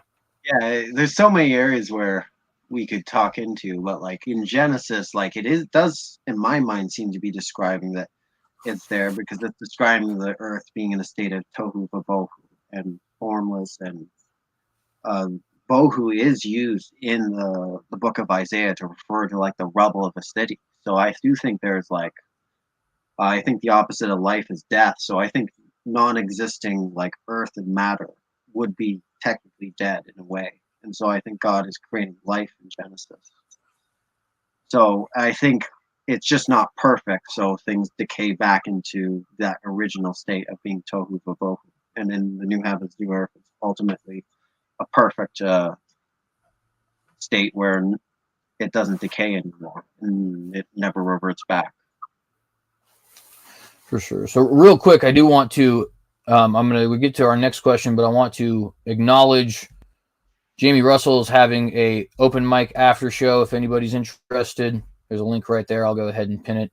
I'm sure he's inviting everybody. Also, Jamie Russell, Kelby Cuello, David Hook, Standing for Truth. You guys have not been acknowledged, so shalom to you all, and thank you very much for being here today. I'm sorry if I missed anybody. Next question that we have. David Hook says, I assume he was meaning to tag us in this. Cain, Abel, Adam, and Eve were taught the feast days concur.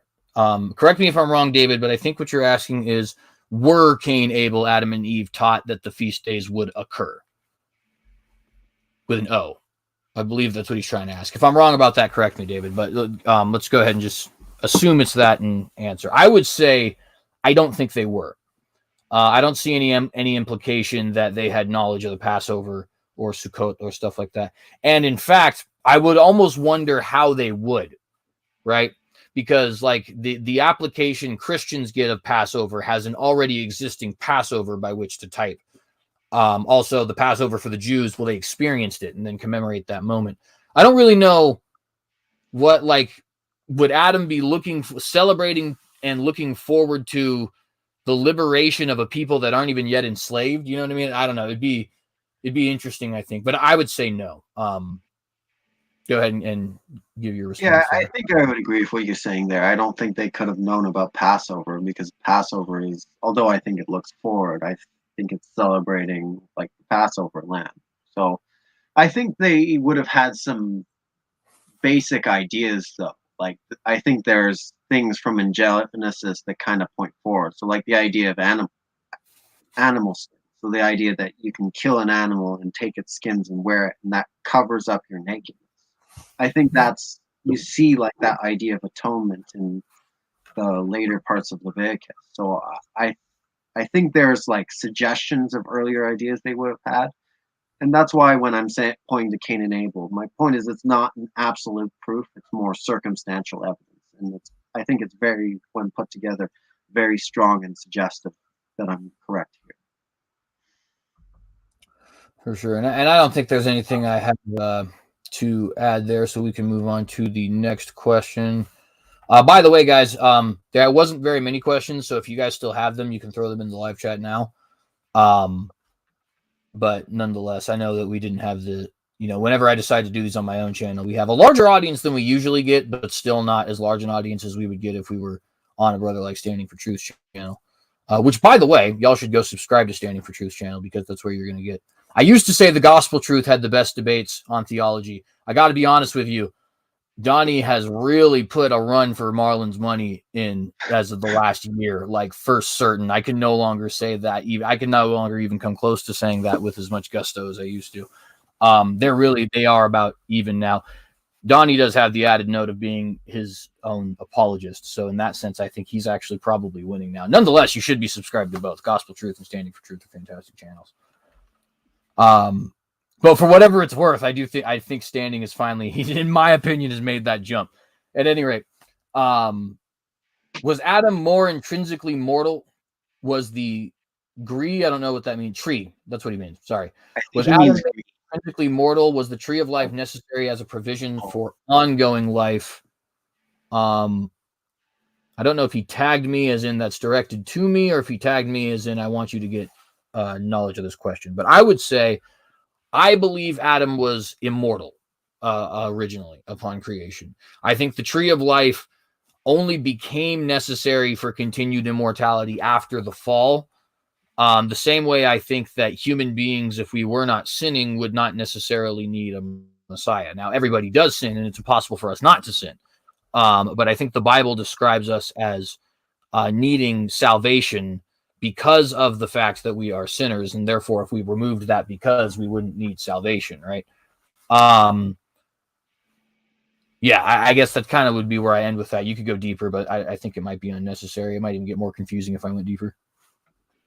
Yeah, I would take that he was intrinsically mortal. So like if he stopped eating from the tree of life if he wanted to, he would grow old and eventually die. I don't think because he was in the garden he would need to do that. Like for example, God warns Adam, don't eat from the tree of the knowledge of good and evil because the day you do, you'll die. So that's saying, okay, one thing can potentially kill you. It's reasonable in mind to say that there's other things that could potentially kill you, but I think Eden was like a paradise within the creation. So Adam wasn't really in danger of cliffs or things out there that could kill him. And so I think what ultimately brought Adam's death is due to sin, and he got kicked out of the garden, and the result of that is he had no longer access to the tree of life to keep him alive. And to me, that if that is true, then we would have to say the rest of the creation wouldn't be in that immortal stage. And so it would suggest that my interpretation is correct, that the creation outside of Eden would not have this immortality. And since that wasn't directed at either of us, I'm going to go ahead and let it hang there.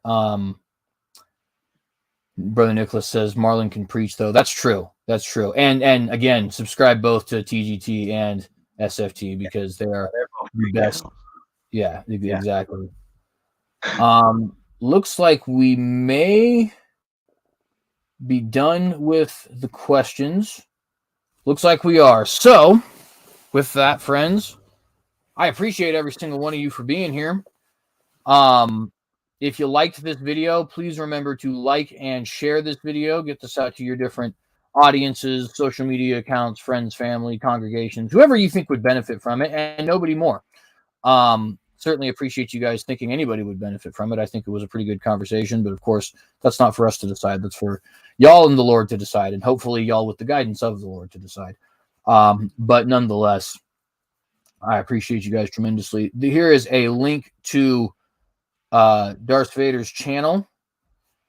So far, looks like we are getting started, but nonetheless, as you guys could probably see by this conversation, it was worth it for us to be participating with someone who's getting started, because regardless of how much content is on the channel, is an edifying conversation is an edifying conversation. And by the way, if an edifying conversation is being provided, perhaps you should check out the channel.